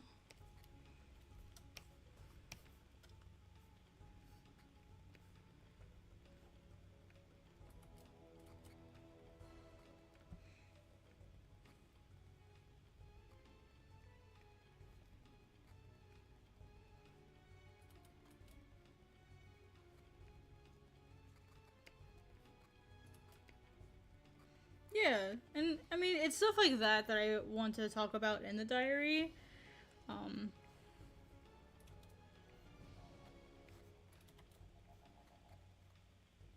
Because those are all things I've had to learn about myself over time.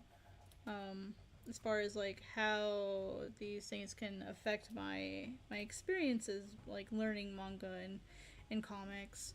And it was one of the reasons why I think I didn't particularly enjoy figure drawing class, and I really struggled with figure drawing class.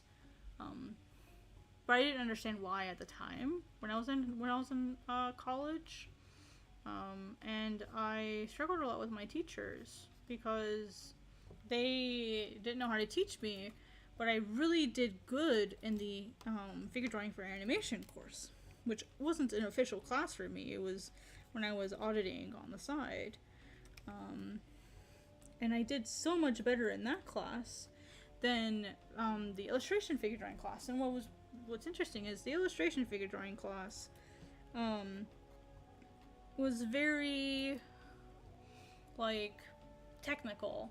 Like, so illustration as like a degree, in my experience, focused more on the execution, like the specifics of like this is anatomically correct, versus something like animation was a lot more gestural and emotional and suggestive and slightly abstract.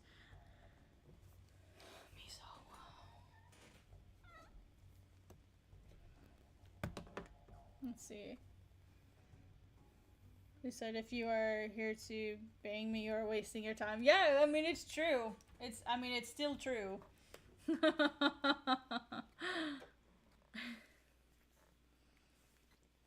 Yeah, I mean, like, it's my stream. If people aren't comfortable, then they can go. You know?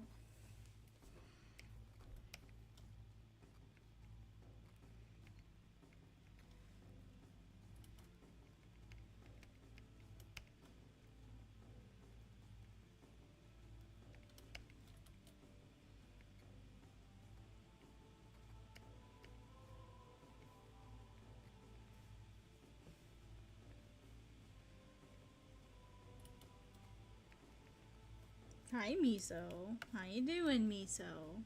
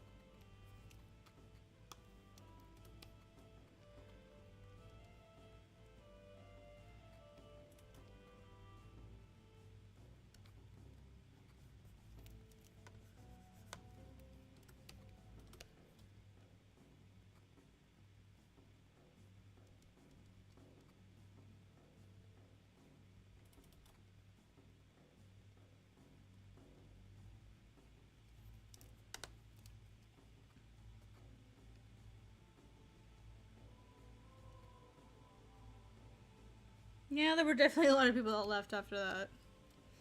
I actually will need to be heading out here soon myself.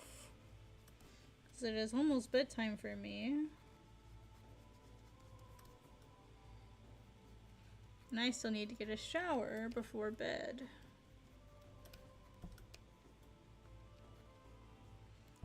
Yeah, I'm actually gonna go ahead and end the stream here, guys. It is almost 1 a.m. where I am, and I have to be in bed at 1:30 so that I can be up tomorrow, and Miso needs her medications before bed. So thank you all so much for coming. I really super duper appreciate it. We had 29 views during the stream with 6 likes. Thank you all so much. I really super duper appreciate it. Here's everything that we did today. We went over a bunch of lettering, which is always my favorite activity. And then I started cleaning up the sketches here for this particular page. What I will probably be doing on Wednesday is something very similar. Wednesday is also a special day for me. Wednesday is the anniversary of my Godsbane manga, so maybe I'll do something special for that day instead. Not sure yet. We'll see what the cards hold for us. If anything, we'll just do some fun manga or maybe some silly drawings and stuff. I don't know yet. So I'll see you guys next time on Wednesday evening. And until then, have a wonderful night and take it easy. Ciao!